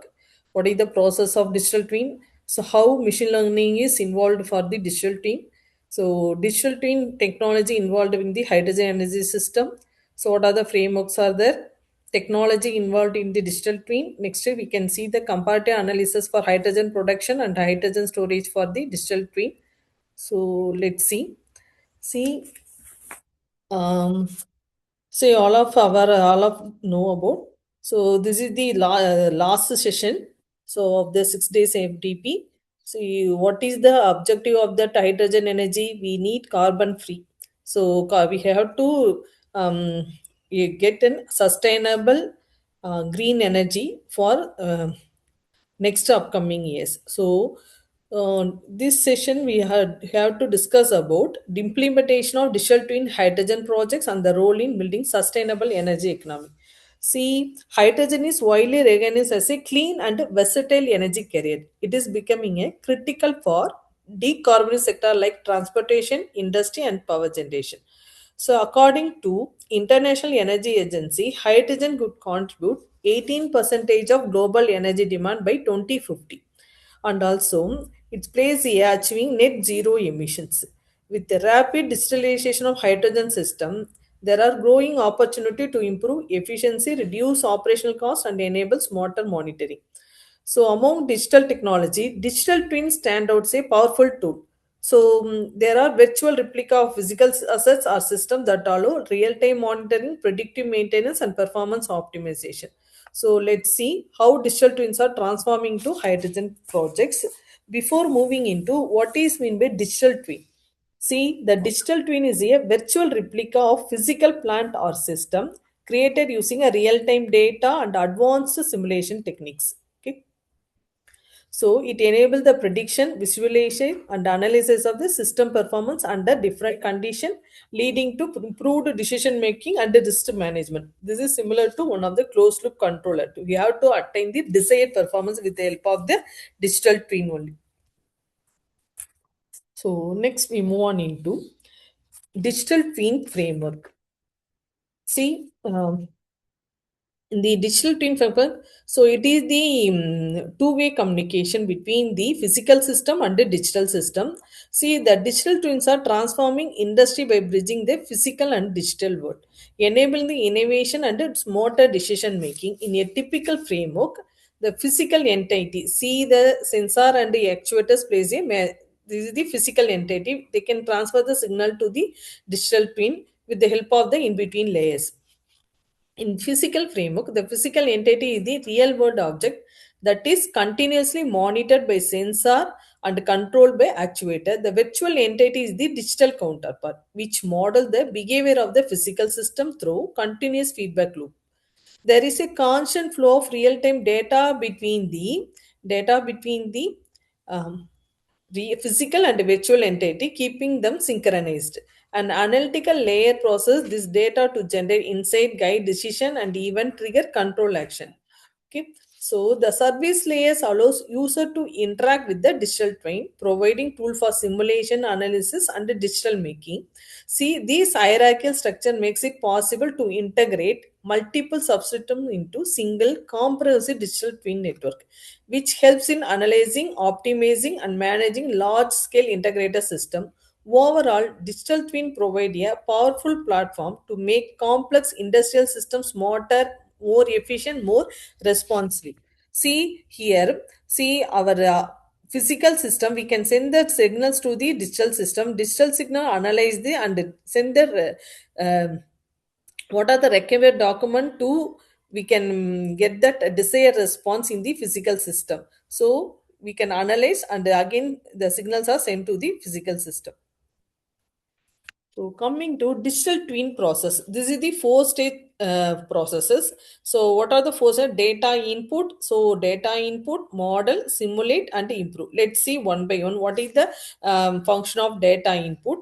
See, this is the cyclic iterative approach designed to continuously improve and optimize operations. It begins with the data input. See what we can do data input, which include information from a wide range of sources such as corporate record, community feedback, customer interaction, and contextual data. This data then integrate and process to build a virtual model. We can build a virtual model of the system. Once the model is constructed, it undergo for simulation. So allowing us to test different scenario and predict potential customers. This is the general digital twin process. Predict potential outcomes. The results of the simulation are then analyzed and identify area of improvement, leading to the refinement of the model and then start a new cycle. By repeating this cycle, the system continues to evolve, ensuring that operations are increasingly efficient, resilient, and optimized. So These digital twin process provide dynamic framework for ongoing learning, adoption, and performance enhancement. This is the generalized one, but these generalized one we can implement for any system. Here they can implement for hydrogen production and storage technology. So this is for machine learning technique. All of you already know about what is mean by machine learning. It can predict the data from history of the data. So what? So from the history, it can find out that. So what is that? What is the final results? Same thing here also. They can collect that response from that virtual data. Sorry, physical data. They can tune it, and we can get that desired response. Again, they can feedback to the our physical system with the help of this machine learning technique and IoT sensor and all. See, in the virtual system, they can share the data to the physical system here. Say IoT sensor data transfer collecting the data from the physical system, then can compare with the history, previous history, so then predict what is the desired response. Again, that required response into our physical system. Let's see in the machine learning technique for the core of digital twin service layers. Okay, this layer enables real-time data transmission, processing historical data, and continuous refinement of prediction, making the digital twin increasing intelligent and adaptive. By integrating these AI methods, digital twin can deliver more accurate, reliable simulation which directly enhance operational efficiency. Beyond monitoring prediction, AI also provides actionable insight that guide decision making, support system optimization, and promote sustainability across different industry. So, coming to by introducing these machine learning to digital twin, so the system gets smarter, more efficient, and sustainable energy management, demonstrating the transformative potential for combining AI with the advanced digital modeling. Overall, the machine learning and digital twin not only optimize industrial operation but also enhance their safety, reliability, and sustainability. Okay. To next, coming to how we can implement digital twin to hydrogen system. See what is the role of digital twin in hydrogen system. This digital twin plays a pivotal role in hydrogen energy system. It helps in optimize hydrogen production process by tackling key challenges such as what are the key challenges already all of you know: cost, efficiency, scalability, reliability, and safety. These are the key challenges while we can design and implement hydrogen. For instance, in terms of cost, digital twin can significantly reduce operational expenses by optimizing energy usage, minimizing waste, and improving the overall efficiency of hydrogen production system. By providing real-time monitoring, predictive insight, and simulation capability, digital twin allows to operate make informed decision that enhance system performance while maintaining safety and reliability. See, while integrating digital twin technology in hydrogen energy system not only boost efficiency and reduce cost but also ensure reliable and sustainable hydrogen production. So this is the one of the future clean energy aspect. So this is the framework of digital twin technology in hydrogen production. See, from bottom to top, you can see this is the physical layer. So the physical system, we can extract data with the help of sensors.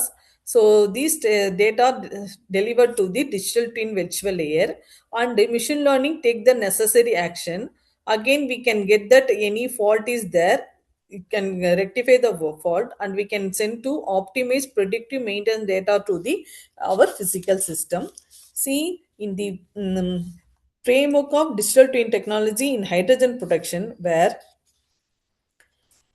for example, our physical system is electrolyzers. The electrolyzers are equipped with a sensor that continuously monitor critical parameter like pressure, temperature, energy input by providing real-time insight into the electrical consumption, efficiency, and overall system performance.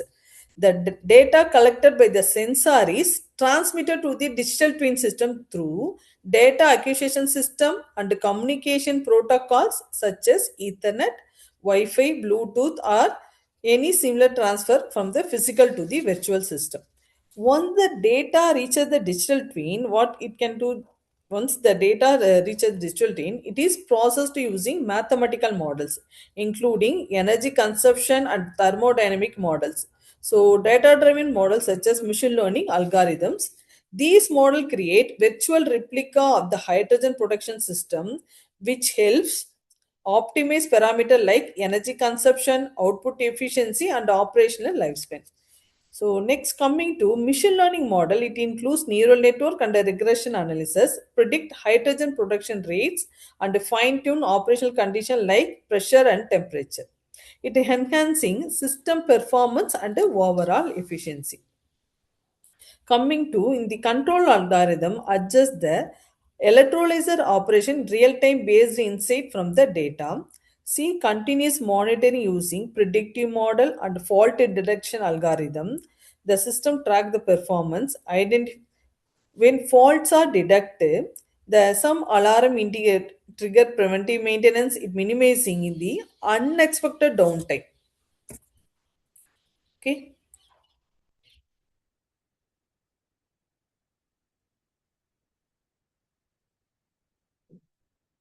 It minimizing the unexpected downtime. Additionally, optimization algorithm and predictive maintenance tool analyze historical and real-time data to optimize energy usage, reduce its weights, and forecast maintenance needs, ensuring component longevity and uninterrupted operations. See, by integrating these components, the digital twin technology streamline and optimize hydrogen production, leading to improved efficiency, lower operational cost, and enhanced reliability throughout the production life cycle. Next. See, in technology, what are the technology we can implement in the digital twin means IoT, AA, and the XR and the cloud. See, what is mean by XR mean extended reality. See, in the integration of IoT with the other AA, XR, and the cloud plays a crucial role in enhancing hydrogen storage system. Hidden storage system IoT sensor enable real-time monitoring of key parameters such as pressure, temperature, gas flow rates, providing continuous insights into the system performance. Meanwhile, what that AI algorithm analyze the data to predict the maintenance requirement and optimize operational setting, and it ensuring the system runs efficiently and safely. Coming to cloud enables the storage of data that could be easily accessed to the anywhere. So we know, so what is the role of extended reality? It allows digitally model of the physical object. Okay. So so all these four address this all these four is the backbone of digital twin technology. Along this virtual model, we can simulate, refine, and optimize energy storage process, thereby improving both efficiently and reliability. Okay. So overall, the combination of all four technology to create smarter, more reliable, and highly optimized energy storage system, driving operational excellence and supporting the broader goal of sustainable energy management. So this is the comparative analysis of system per cost reduction and overcoming challenges role of digital twin in hydrogen production. See, what is the role of digital twin in the hydrogen production is it reducing the or optimizing energy management, it reducing the inefficiency and improving thermal control. These improvement help maintain stability in production process while significantly reducing operation costs, particularly through predictive maintenance and optimize energy consumption. Additionally, digital twin address challenges such as system scalability, electrolyzer degradation, and variable output, ensuring long-term operational efficiency and sustainability. See, these are the system performance of the uh, hydrogen production. What are the cost reduction we can take it? So this is the overall overcoming of the outcoming overcoming of challenges. So next, this is the comparative analysis of system performance, cost reduction, and overcoming challenges storage using digital twin technology. What are the system performance? See, by hydrogen storaging. So what are the system performance? Improved failure detection and system stability. These are the system performance. Increased forecasting accuracy and storage stability. So optimized assembly efficiency and accuracy. So improved integration with the renewable energy system, enhanced tank performance and thermal management. So optimized underground storage with the higher stability. So enhanced real-time monitoring hydrogen storage condition, improved predictive manner and system diagnosis, optimized performance for varying environment conditions. These are the objectives.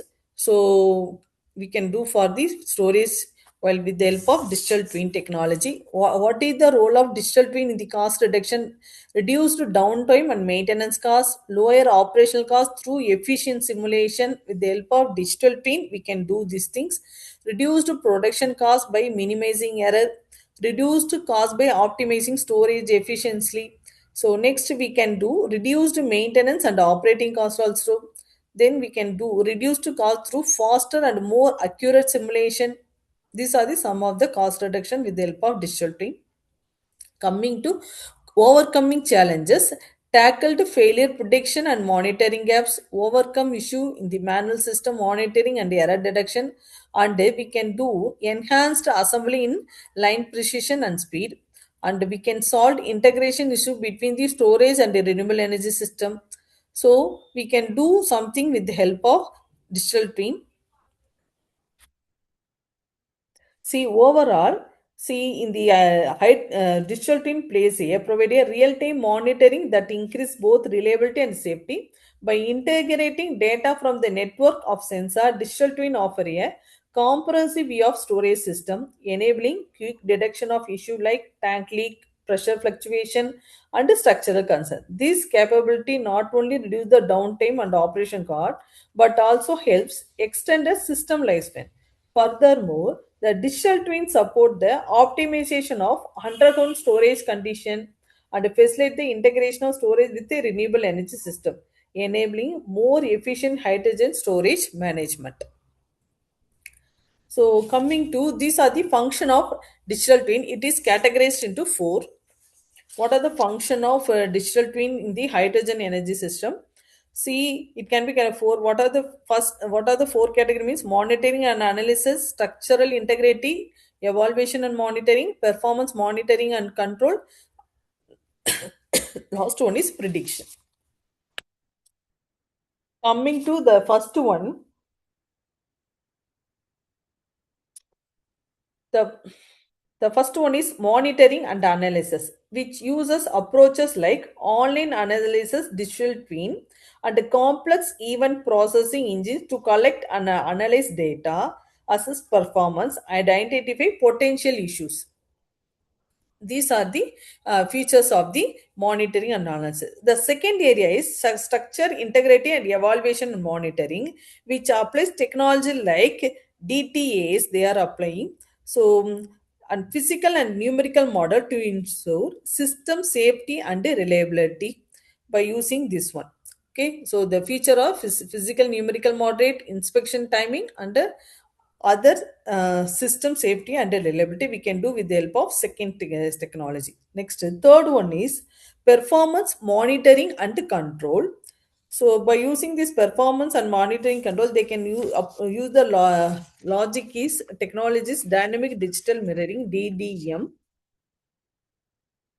So by using this one, they can do optimize operation and improve efficiency. Finally, the last one is prediction category employs dynamic system model, machine learning, and they can detect any deviation in this technique to forecast system behavior, identify potential problem and optimize maintenance schedules. Overall, the digital twin technology provides comprehensive, intelligent framework for hydrogen production, storage, enabling enhanced performance, cost reduction, improved efficiency, and proactive system management.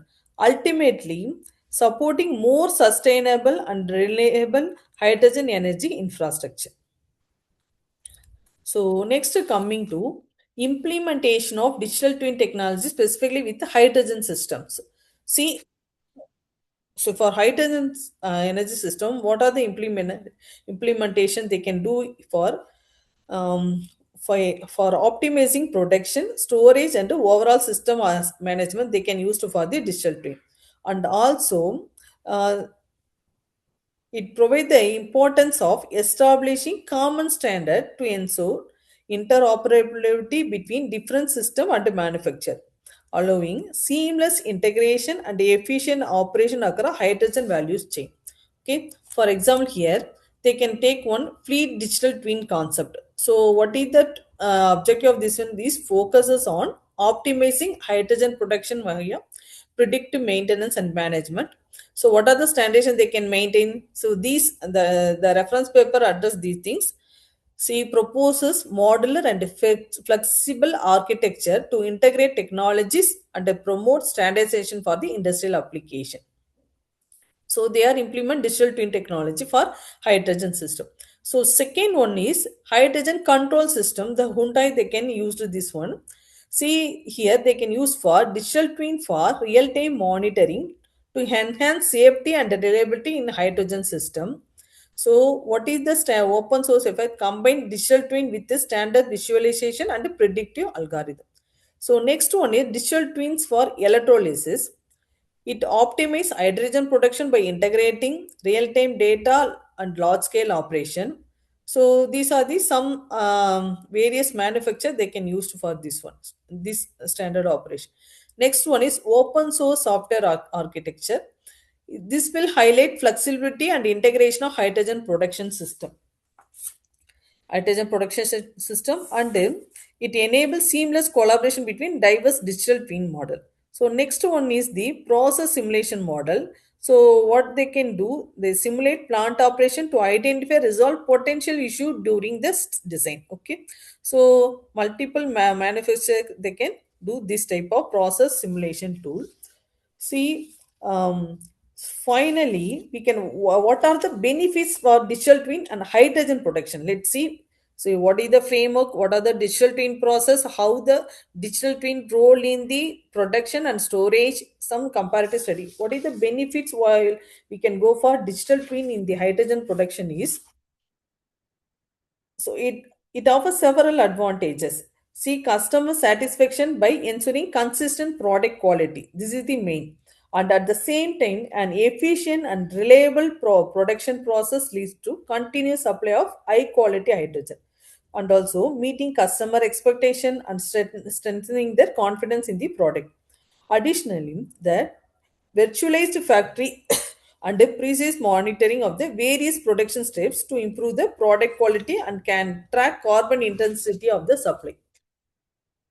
Next, in the how what is the benefits? Next one is the digital twin further enhance operational efficiency by identifying the inefficiencies in the workflow, and also they enable predictive maintenance and minimize unexpected system failure and associated downtime. And also by reducing waste and increasing productivity, they contribute to the overall profitability of the manufacturing process.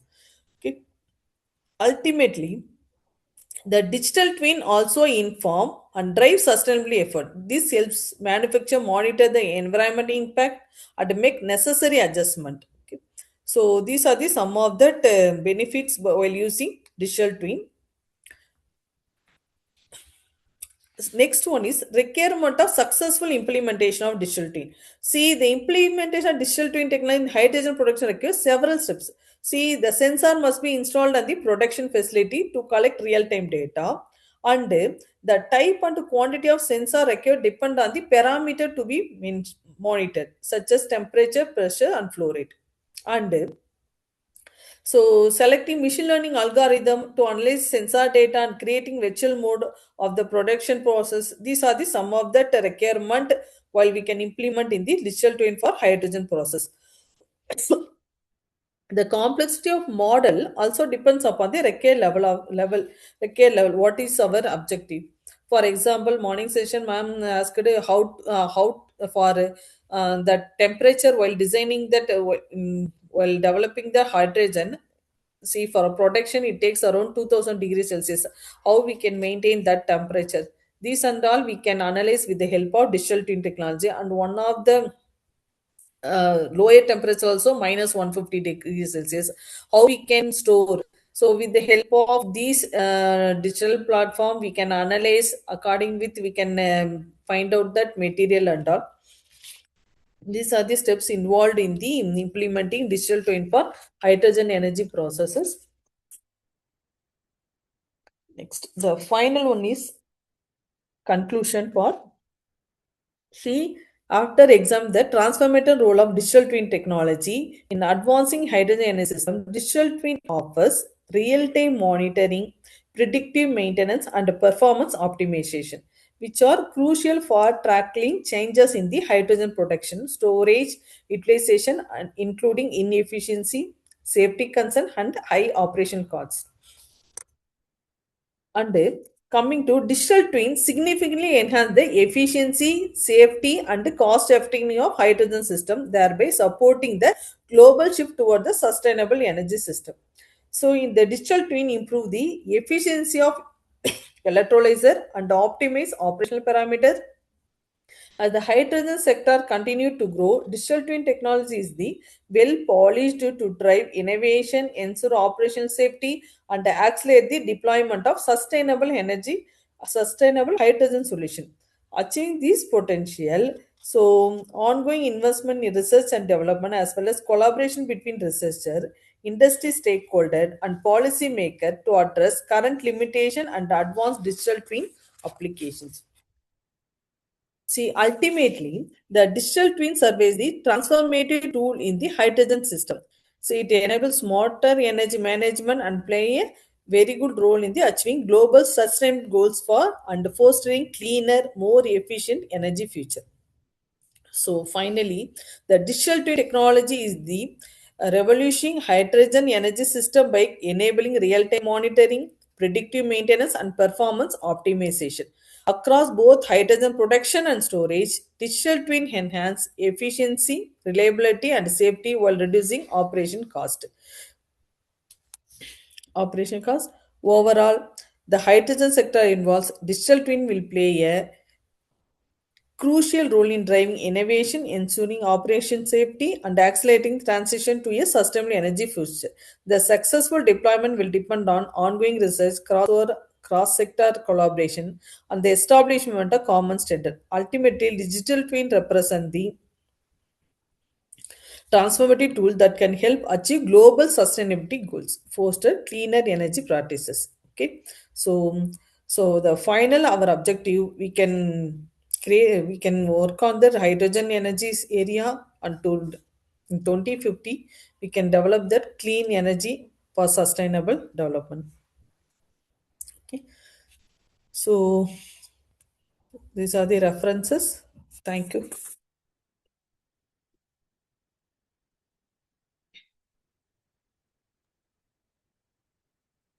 Hmm? Yes, ma'am. Thank you, ma'am. Thank you. Participants, any queries?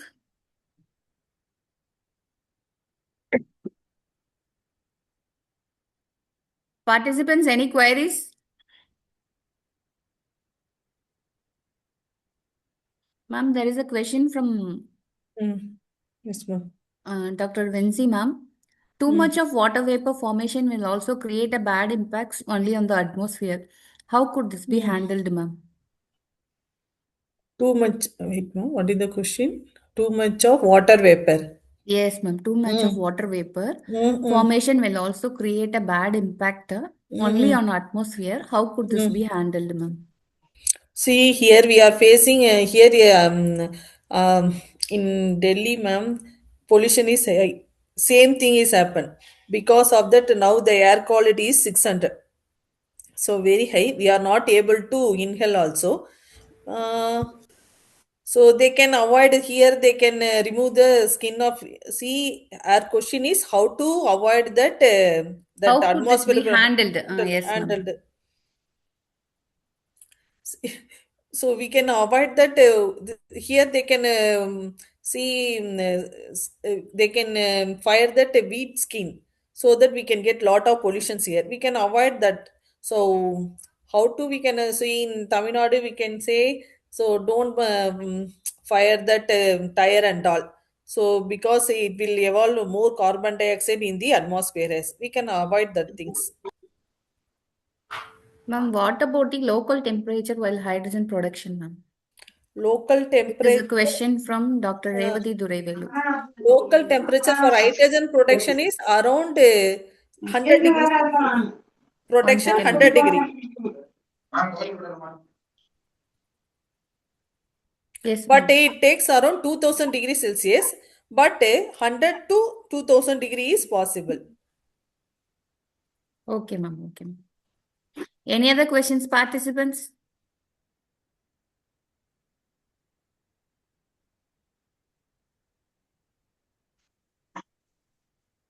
Ma'am, I have a basic question. Yes, ma'am. If you see digital twin, we can say it is a virtual model developed from the real-time model, no, ma'am? Mm. Dear participants, kindly mute your mic.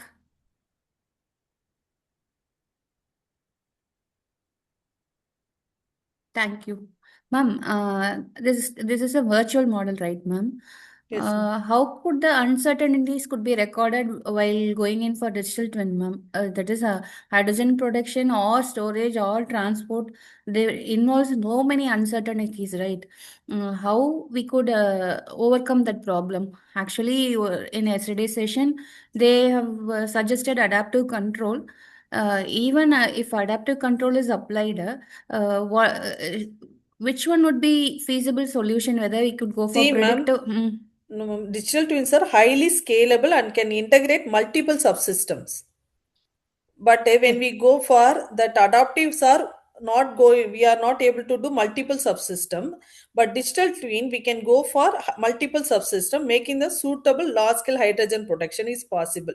So in the literature review, they can address this one, ma'am. For Okay, okay. safety, other things also they can able to do. Storage, distribution also possible. At a time, we can do multiple systems. Hope this could create a very good research forum for all the participants here. Now I invite Dr. D. Periyalaga sir to propose vote of thanks. Thank you so much, ma'am. Thank you, ma'am. First video, screenshot எடுத்துறீங்களா? Ma'am, kindly all the participants turn on your cameras for a screenshot. Participants,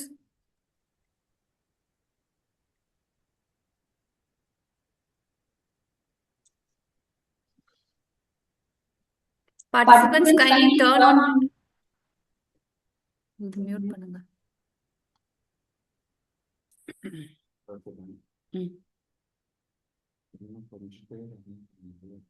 பண்றதுக்கு பண்ணுங்க. Time ஆயிடுச்சு பாருங்க. Validity இருக்கு.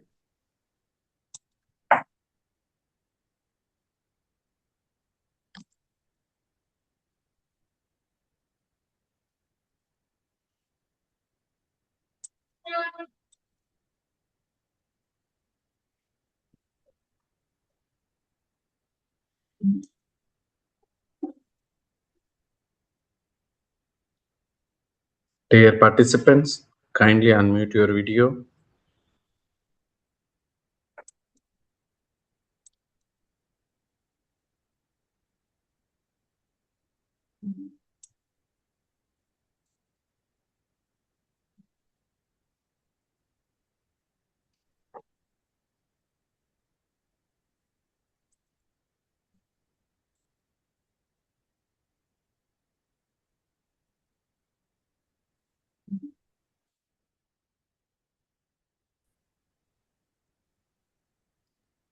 Ma'am, Renuka, ma'am. Yes, ma'am. There is one more question from the participant.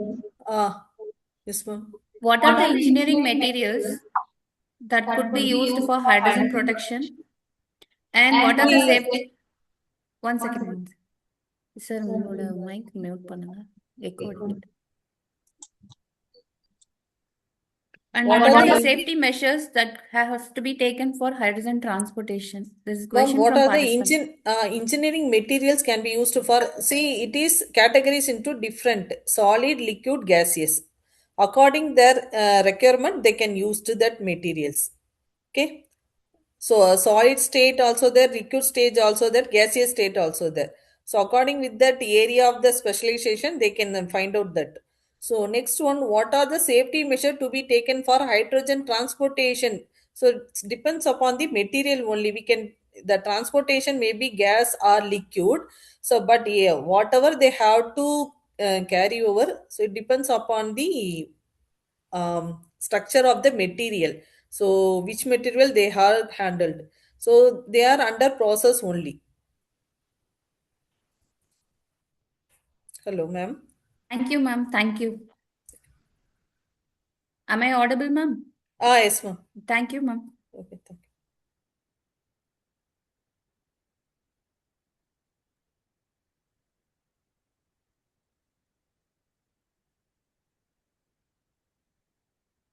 Ma'am, shall I leave? And just a Just a second, second. ma'am. Okay ma'am.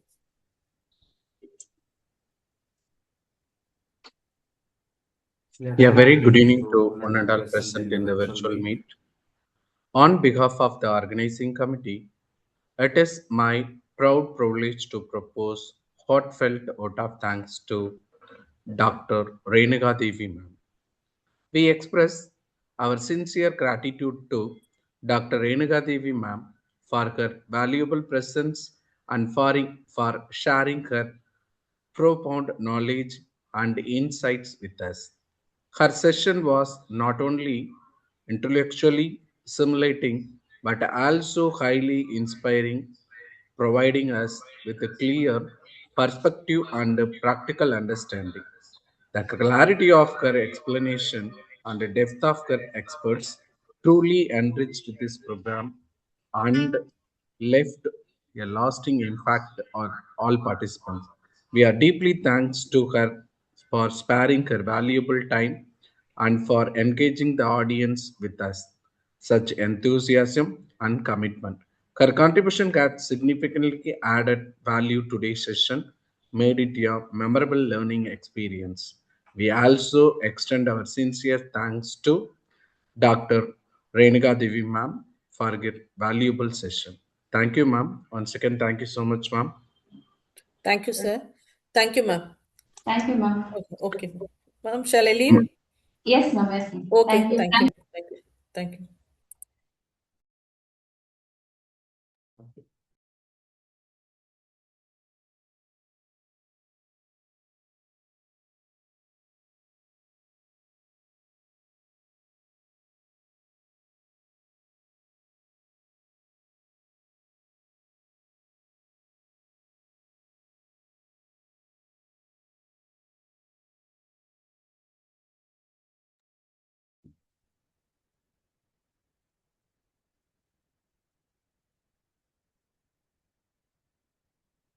Screen share ஆகுப்பா. வெளியே ஆகாது sir. உங்கள் photo மட்டும்தான் தெரியும் இந்த screen. Okay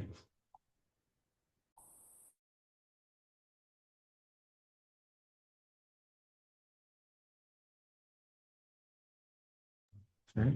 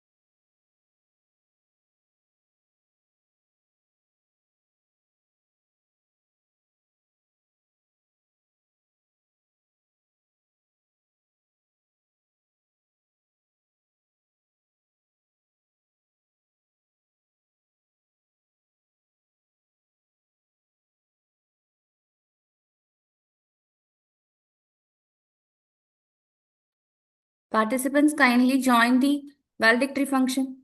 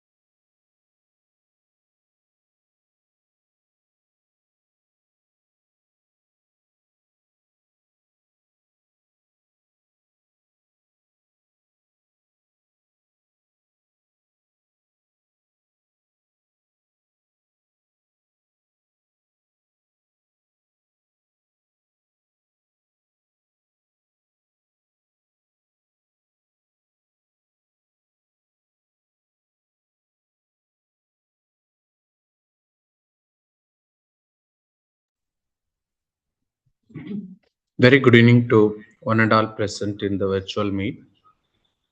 It's my proud privilege to invite Dr. C. Kalaivani, coordinator of the Atal FTP, to deliver the FTP overall feedback and conclusion. Welcome, ma'am.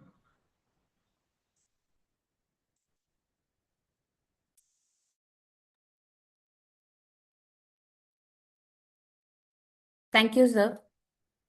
Respected management, principal, vice principal, administrative officer, and our beloved HOD, sir, faculty members, participants, it gives me immense pleasure to present a brief report on AICT Atal sponsored 6 days online faculty development program organized by Department of EEE, Krishnaswamy College of Engineering and Technology, Kadlur, held from 15th December 2025 to 20th December 2025 on the theme Emerging Trends in Digital Twin Technology for Hydrogen Protection, Storage, and Transport. This FDP aimed to provide faculties, researchers, and PG scholars with in-depth knowledge of digital twin applications in hydrogen energy systems, including production, storage, transport, and renewable energy integration, paving way for the greener society. We are privileged to have 10 distinguished resource persons from national as well as international who share their expertise and insights. Dr. Sanjeev Kumar Batmanabhan, Professor, USN Norway, has presented and the topic Power Electronics and Renewable Energy Systems with Hydrogen, covered advanced power electronics in hydrogen energy systems integrated with renewable energy, emphasizing efficiency and reliability.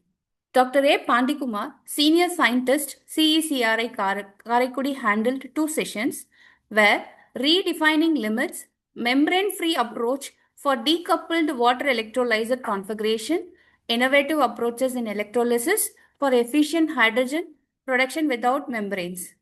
Electrochemical water splitting, a journey from lab scale to prototype, a lab scale experiments, scaling challenges, and prototype development for sustainable hydrogen production.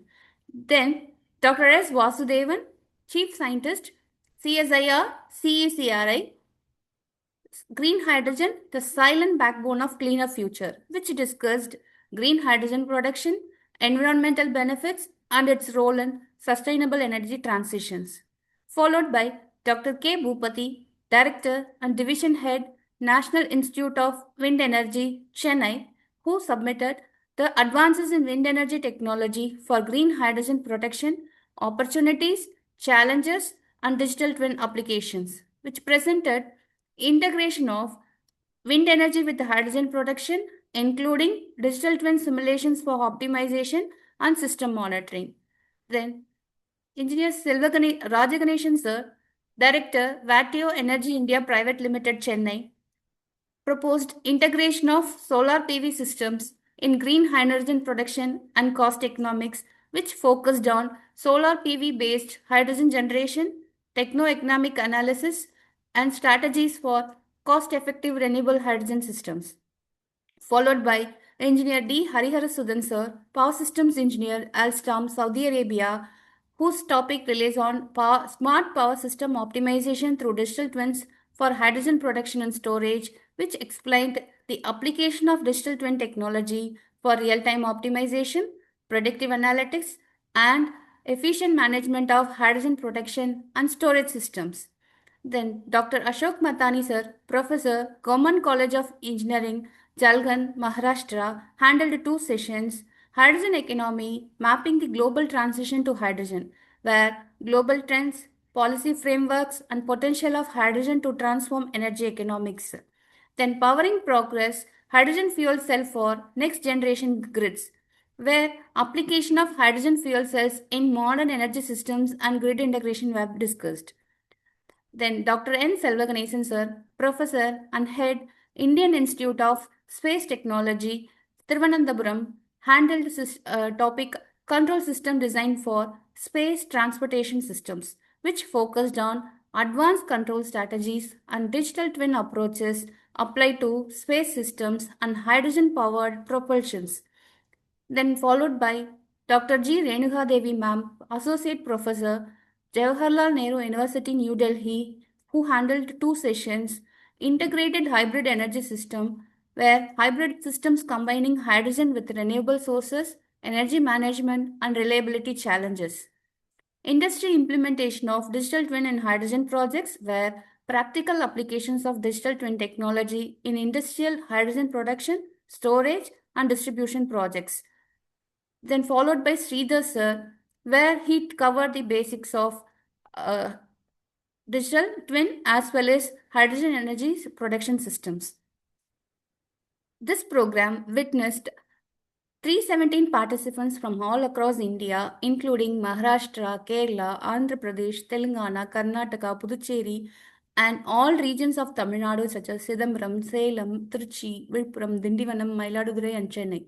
Out of this, as per AICT norms, 308 participants were approved. During these 6 days, participants gained a valuable knowledge on emerging hydrogen technologies, digital twin applications, renewable energy integration, fuel cell systems, industrial implementation strategies. Sessions provided with both theoretical understanding as well as the practical insights, enabling participants to apply these concepts in research, academia, and industry. In conclusion, this FDP was highly successful in promoting research, skill enhancement, awareness of advanced hydrogen technologies. We express our sincere gratitude to AICT Atal, all resource person, and especially our college management and our HOD for their guidance, support in making this program a grand success. Thank you all.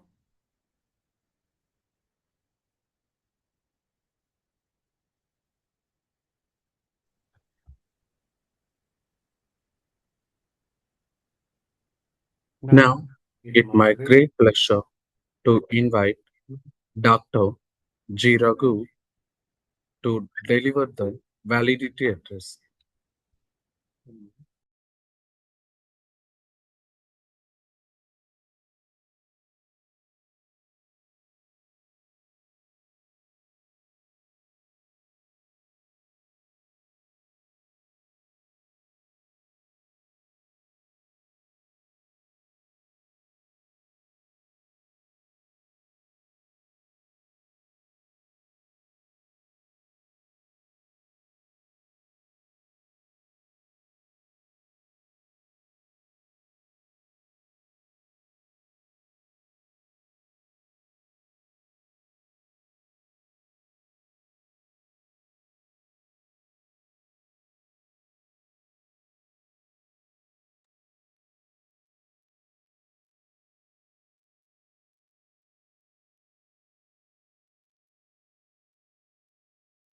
Yes. Ulama. Happy evening to all. Distinguished Principal of Krishnaswamy College of Engineering and Technology, the host college. Esteemed speakers from national and international wide. Respected Coordinator Dr. C. Kalevani ma'am.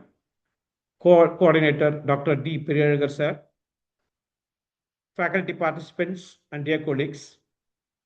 It gives me immense pleasure to deliver the valedictory address for the 6 days Atal-sponsored faculty development program conducted successfully in online mode on the theme Emerging Trends in Digital Twin Technology for Hydrogen Production, Storage, and Transport. Over the past 6 days, this faculty program has been an enriching and intellectually rewarding experience.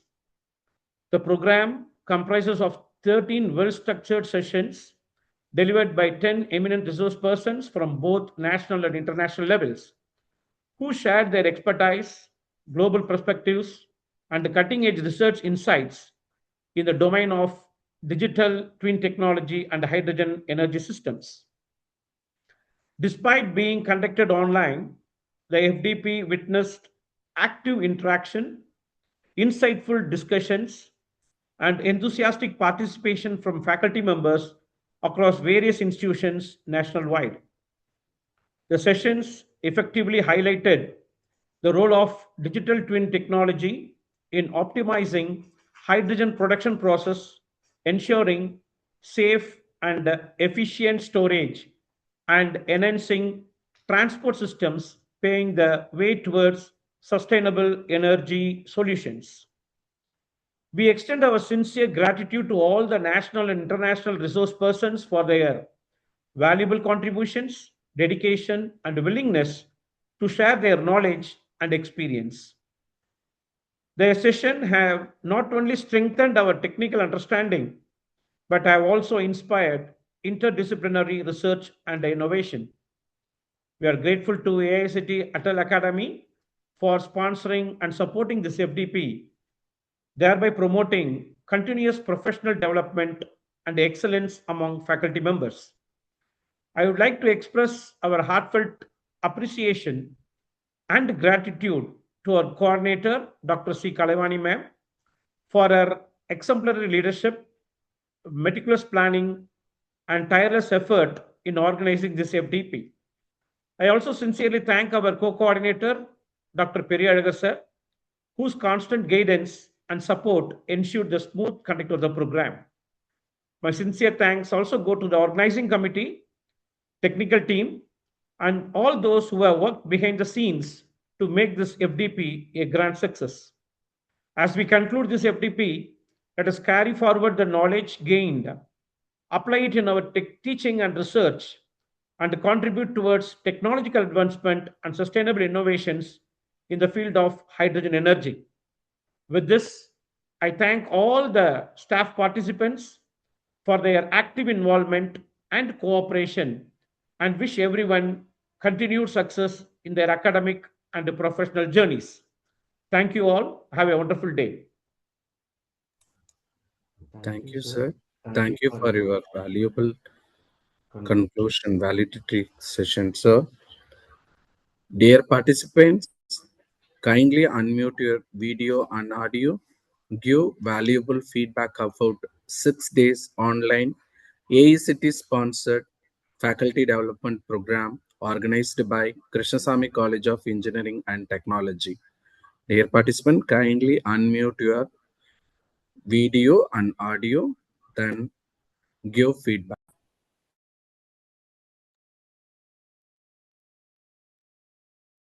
Dear participants,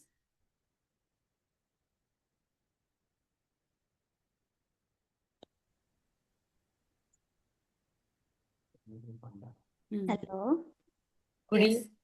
Good evening, madam. Good evening, all coordinator. So Welcome, ma'am. Welcome. Good thank evening. you. Ritanjali, ma'am. Good evening. कैसे हो? Nice. So first of all, thank you all coordinator and special thanks to Kalavani ma'am and nicely organized this FDP Hotel FDP ICT. So and that one also newly hydrogen based on hydrogen Ma'am, and fuel excuse me, cell ma'am. everything they cover and Excuse me, ma'am. electric vehicle. Hello. Rita, ma'am. Kindly introduce Yes, yourself. ma'am. From which college and which place you are coming, ma'am, please. So myself, Dr. Ritanjali Behra, Assistant Professor in Electrical Engineering Department in Paramaharaja Engineering College, Government of Odisha. So thank you all, coordinator and a co-coordinator for organizing this FDP, Auto FDP ICT. So I learned many things in this through this FDP. So thank you all. So we'll see in this type of program in future. So thank you all. Thank you so much, ma'am. Thank you. Thank you for your valuable feedback, ma'am. Good evening, ma'am. Good evening. Good evening, ma'am. Yes, sir. Good evening, sir. I Srinivasan, sir, please proceed, Yeah. sir. Yes. Kindly introduce Good, yourself and from where you're coming and then proceed with the feedback, sir. Please. good evening to one and all present here. I am Srinivasan, Assistant Professor from CK College of Engineering and Technology from Kadalur. AICT Atal sponsored FTP on emerging trends in digital twin technology for hydrogen production, storage, and transport, organized by Krishnasamy College of Engineering and Technology, Kadalur, was well structured and informative. The resource persons were knowledgeable and explained the concepts clearly, making the sessions engaging and very useful to us, ma'am. Thank you, sir. The topics were very relevant, and the overall coordination of the program was very smooth, ma'am. This FTP has contributed positively in our professional development, and also it will be useful in our academic and research activities also, ma'am. So the overall coordination in time management and technical arrangements were commendable, ma'am.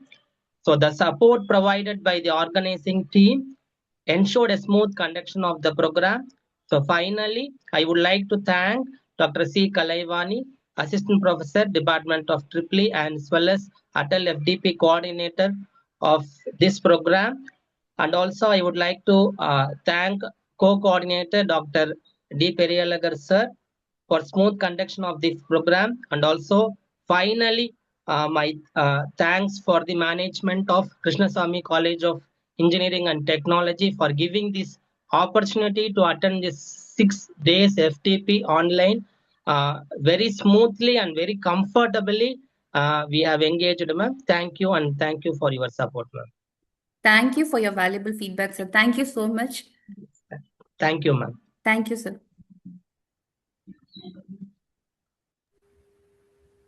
Dear participants, Good evening, ma'am. good evening, ma'am. This is Vincy from Associate Professor from Government College of Technology, Coimbatore. Thank you, ma'am. Thank you. Good evening. I don't think I will say a pakka formal feedback like as Srinivasan sir said. Just like that, let me speak. The sessions were very, very, very beautifully planned, and the resource persons whom you have identified, it was, I don't think it was done namesake. You have put a sincere effort in getting things done. The resource persons, they were a combination of people from universities, colleges, industry, abroad, working in wind energy, solar energy, hydrogen production. To get a combo of all this is really actually very difficult. Once again, ma'am, sorry for the interruption. Okay. No issues, ma'am. Please, ma'am, Actually, please. very difficult, and you have put all the efforts for this. The sessions were very good. Initially, my thought process was that I'll study digital twin from A to Z. That was my intention of applying to this FDP. Because I'm trying to do some research over that. But the very first day when people start to speak about power electronics, I am not a person of electrical engineering. I am a person from control engineering, basic instrumentation person. I really was a bit embarrassed. Oh, this is fully power electronics, I suppose. But it was Sorry to not interrupt, ma'am. Actually, you were very nicely interacting, and also the questions you posed to the resource person was excellent. Right from day one, I'm noticing you. You were there right from start of the program till the end of the program. Thank you so much for your coordination too, ma'am. Thank you. Thank you. But I thought that, okay, it would have been some misalignment. But as sessions progressed, it was very, very beautiful, very nicely organized. And one more thing I want to sincerely say, initially, first day, I thought that you were people running this show from your houses, homes. But later when I saw your cabin, I came to know, oh my God, 9:30, she's still in the college. This is a bit difficult, especially for a lady. And I should also appreciate your co-coordinator. I forgot his name, a bit different Periyalagar sir, name. ma'am. Dr. D. Raja, Periyalagar. some Raja, right? Periyalagar, yes, ma'am. Because coordinating this, being in college till 9:30, after that going home, doing all routines, coming back the next day morning is really very difficult. Hats off you too. Actually, I'll make a special mention here.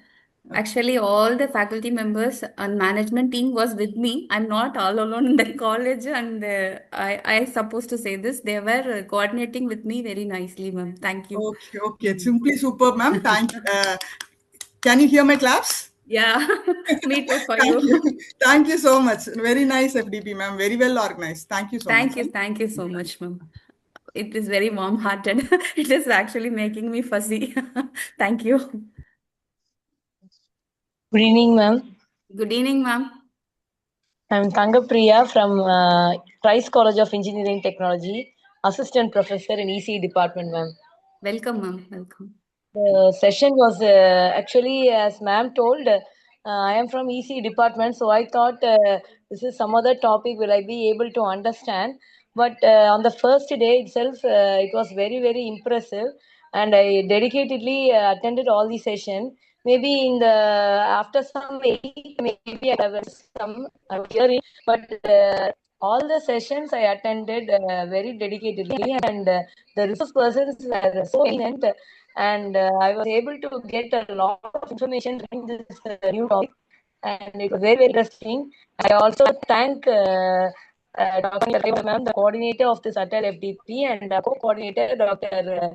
Periyalaga Raja sir, and I really congratulate all the coordinators and the team members of this Atal FDP organized for their dedication and sincerity. And all the sessions were excellent, and there was no negative feedback or any other suggestion. And it was a very, very important session. And thank you. I thank once again all the coordinators and the team. Thank you. Thank you. Thank you, ma'am. Thank you so much for your valuable feedback, ma'am. Thank you. I do notice you were there right from the beginning. Thank you, ma'am. Hello. Hello. Hello, ma'am. Good evening, ma'am. Good evening, sir. Welcome, sir. This is Dr. Narasimharao, ma'am, Associate Professor in Siddhartha Institute of Engineering Technology, Puttur, Tirupati District, Andhra Pradesh. Yes, sir. So, I think, first of all, thanks to organizers who conduct this type of FDPs, which is not related to electrical department, but I think nowadays the research is going on for multidiscipline, not for the core subject. So all these sections, I think the both you and Sir also conducting continuously is very good. And what about, I think, first of all, the speakers who are from national or maybe international. So I think those are nice sections. And I don't know how you find out these speakers. So I don't know. Some persons are abroad, or maybe some persons are almost all are government officials only. So they give very nice interaction, particularly for hydrogen, particularly, I think digital twin technology for hydrogen production and transportation. I think thanks to your management and particularly and you selected for this FDB. Why? Because no, Atal FDB is totally different. So once you get this opportunity means, and maybe I am hope that continue for next maybe in future. So like this FDPs for new researchers and already have been completed their research also. So thank you, ma'am. Thank you for all sections are very nice. So time to time you are giving feedback, giving Google form and everything for I think the group mates also informing everything also. So nice to meet you and nice to talk to you, and you and your sir also, ma'am. Thank you very, very much, and giving this opportunity for me is very nice. Thank you so much. Thank you, sir. Thank you. Thank you, ma'am. Any other participants willing to give the feedback? Hello, ma'am, am I audible? Yes, sir, you're audible, sir. Welcome, sir. Damodaran, sir. Thank you, ma'am. This is Damodaran from Dr.G.Renuka College of Engineering, Bangalore. It's a very enormous effort the team to conduct the principal and Kalivani ma'am, everybody. It's a well organized time management. There are professors of even eminent speakers industries. That's highlight points what we have here. Usually FDPs will be from academicians, but this time we got it from very highly industrial experts. So I congratulate the team, Alavani ma'am and team for their enormous effort. Thank you very much, ma'am. I also expect the same further sessions too. Thank you you, very sir. much, ma'am. I congratulate the principal he has formed it. Thank you, sir. So I thank hope you very you much, are sir. in traveling, Thank you very so much. you're taking efforts to Yes, express yes, your yes. feedback. I'm so touched. Thank Yeah, you so much, sir. Thank you for your efforts, sir. yes, Thank you. yes, yes, definitely, ma'am. It's I don't want to miss it this session, especially because that past 5 days was very good. Time management was excellent. I Thank you, sir. congratulate you. Thank you. Thank you very much, ma'am. Thank you for your valuable feedback, sir. Thank you. Dear participants, anyone willing to give the feedback?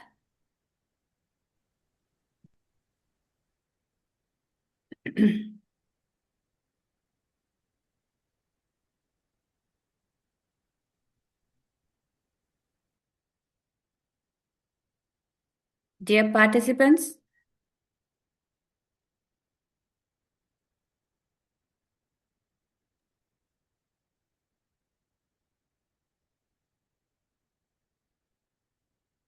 Good evening, madam. Myself, Amarnath Reddy from Andhra Pradesh, AITS Engineering College, Kadapa. yes, sir. Welcome, sir. Actually, madam, I missed the first day session. I'm registered for Atal portal. I did not receive any link.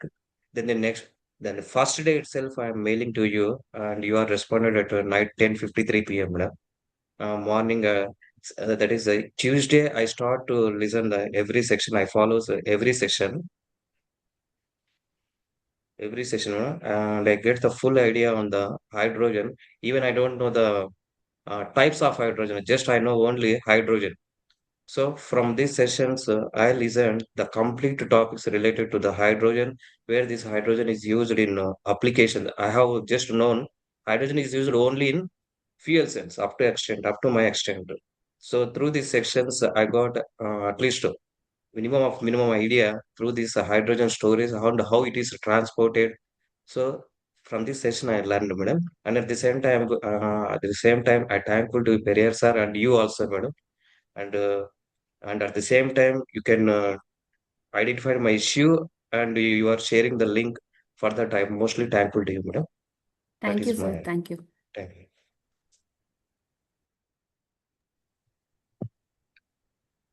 Ma'am, Hello. good evening. Good evening. Ma'am, I'm Dr. Balaji from Dept.of University. Yes, sir. Welcome, sir. Good evening, sir. Sir, Ma'am, kindly turn on your camera, sir. actually, I'm in travel, so I'm talking Okay, sir. Okay, without sir. No turning on my issues. camera. Okay, sir. The FDP was very nice, ma'am, and it's very informative. The sessions by the resource persons was very good. I thank Dr. C. Kalibani and Dr. B. Periyadagar for giving us such a wonderful opportunity. Actually, I want to say one thing that I am the product of KCET. Very good, sir. I'm so happy to hear this. May I know Raghu which sir batch, sir? was my HOD when I'm doing my first year there. Raghu sir was my HOD. Sir, I am Balaji sir. I was from the Department of I passed out during the year of 2013, sir. I'm from 9 to 2013 batch, sir. Welcome, Balaji. How are you, sir? Fine, fine.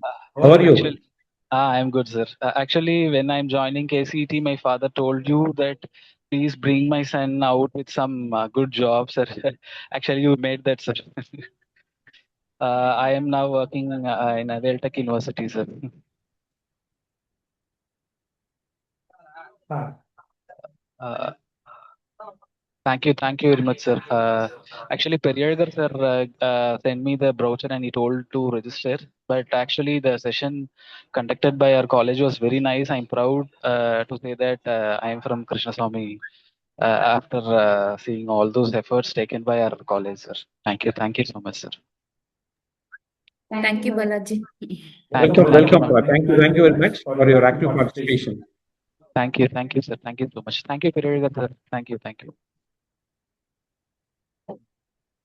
Yes, sir. Sarvana Kumar, sir. Yes, ma'am. Kindly Ma'am, this introduce is yourself, sir. Saravana Kumar from Milam Engineering College. Really, I could like to thank the coordinator, Dr. C. Kalaivani, for her, wonderful coordination throughout the program. And also, from the day one and till date, She is following all the participants to fill out that form as well as to take participate in this FTP. Really wonderful coordination, ma'am, as well as the co-coordinator, Periyagar sir also. I need to thank Periyagar sir also. And also the wonderful team we have there, because successfully conducting the FTP is really difficult. But she have done very excellent work. And also I would like to thank our speaker, Dr. Sanjeev Kumar sir. I had I'm also the junior of Sanjeev Kumar sir from Salem Engineering College. I would like to thank all the speakers, especially Sanjeev Kumar sir, for a wonderful session on the day one. Okay, sir. Thank you very much for coordination, as well as thank you very much for this wonderful FDP with excellent speakers, as well as academician, as well as industrialists. Thank you, Manaka. Thank you, sir. Thank you for your insightful feedback, sir. Any other participants? Dear participants?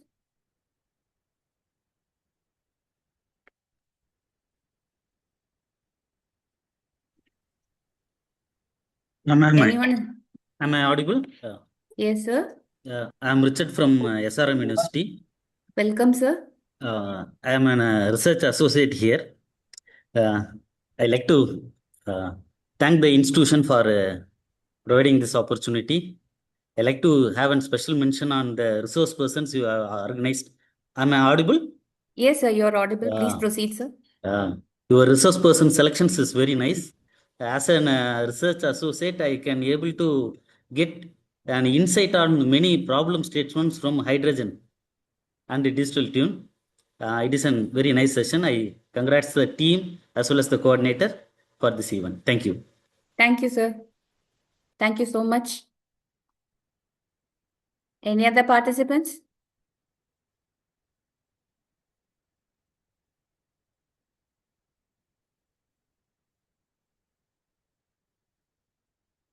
Any other participants?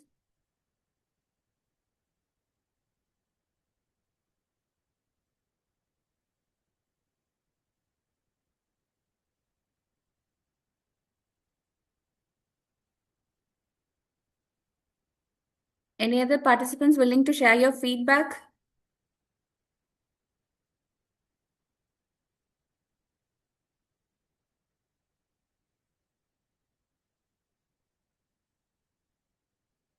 Shall we close the feedback session? Move on to chief guest presentation.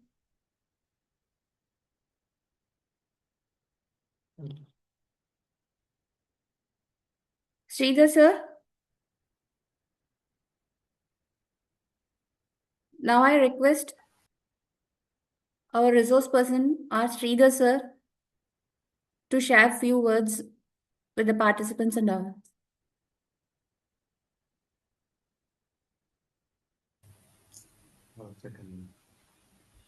Sridhar, sir. Yes, madam. Kindly share few words with us. Good evening to all. I thank everyone for making this online FTP a successful one. The FTP acted as a base for sharing our knowledge with various institutions. I thank Krishnasamy Engineering College management, respected principal, and Dr. Peregrine sir, and Dr. Kalyavani ma'am, and all other team faculty members for making this event a grand success. And I wish you to continue this in futures. Once again, thank you to all. Thank you, sir. Thank you so much. Thank you. Now Thank you, madam. thank you, sir. Now I request Dr. D. Periyaraha, sir, to propose the vote of thanks.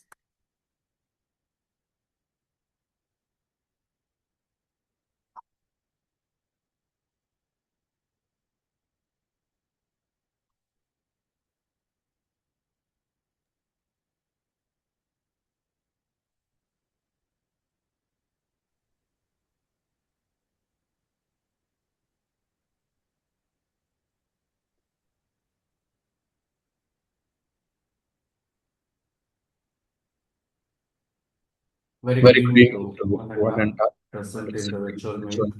meeting. It's my great pleasure. Try to thanks our management, respected principal, vice principal, administrative officer, distinguished resource person, faculty member, dear participants.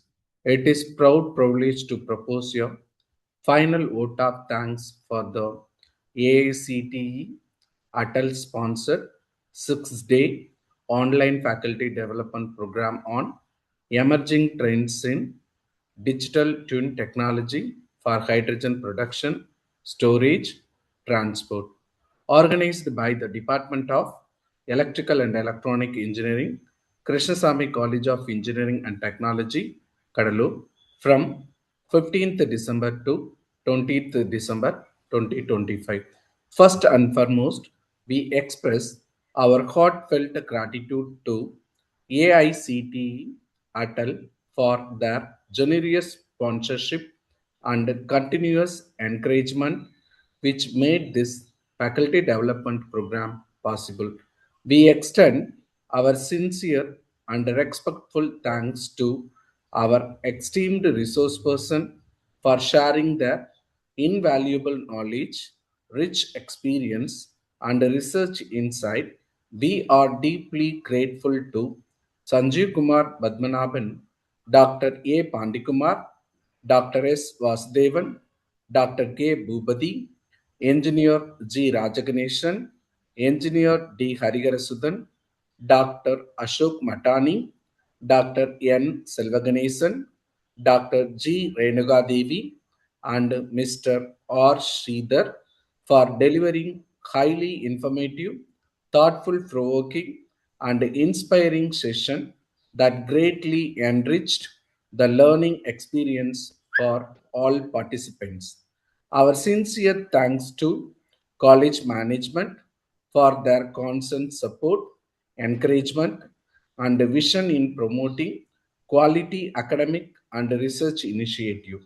We are extremely grateful to our principal, vice principal, administrative officer for their guidance and timely support throughout the program. We place on record of our special thanks and appreciation to Dr. S. Shivashakti, head of the department, Electrical and Electronic Engineering, for his effective coordination, leadership, dedication, and successful organization this FDP. We also thanks all the faculty member, organizing committee member, technical team member, support staff for their tireless effort, blind the same thing, which ensure the smooth and successful conduct of all 6 days of session. Our heartfelt thanks to go to 317 participants from across the country whose active participation, enthusiasm, and interactive discussion this program vibrant and meaningful. Congratulations to the 308 participants who successfully completed the FDP. Once again, we thanks to everyone who directly and indirectly contributed to the success of this program with us. We conclude the FDP on a very positive note and look forward to organizing many programs such a knowledge enriching program in the future. Thank you all. Once again, thanks to everyone for the guidance and support. Thank you so much.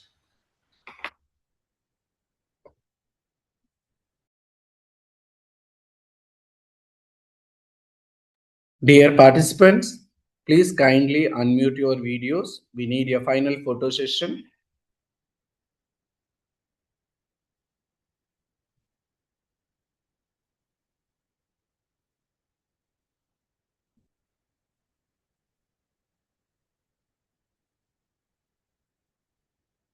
Dear participants, kindly unmute your videos.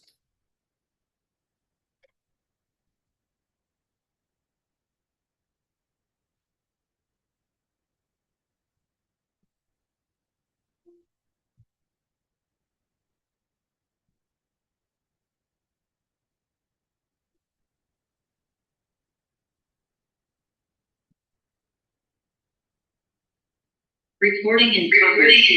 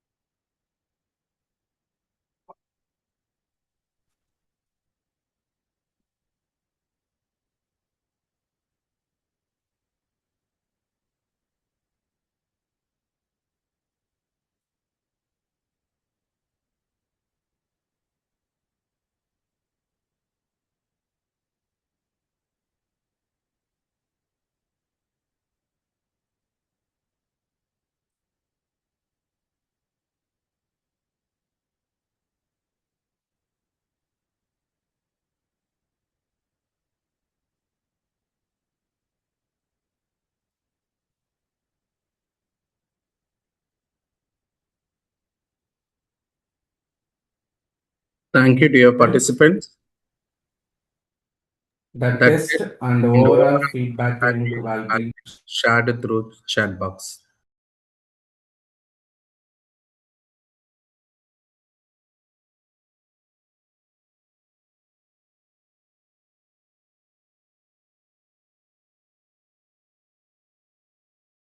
done a very good job. Thank you, sir. Very nice, very nice. மேடத்துக்கும் sir இன்னும் பெரிய thanks சொல்லணும். அவங்களும் தேனிட்டு உட்காந்து நல்லா பண்ணியிருக்கீங்க. Nice, very good.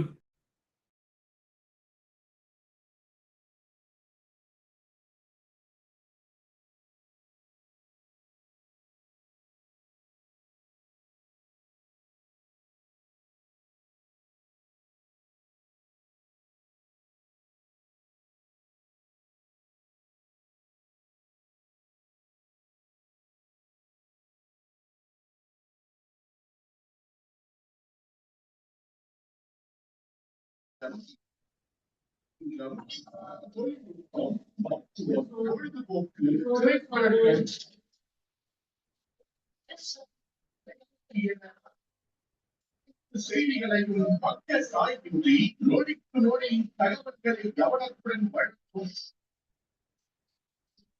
News 7 Tamil தொலைக்காட்சி.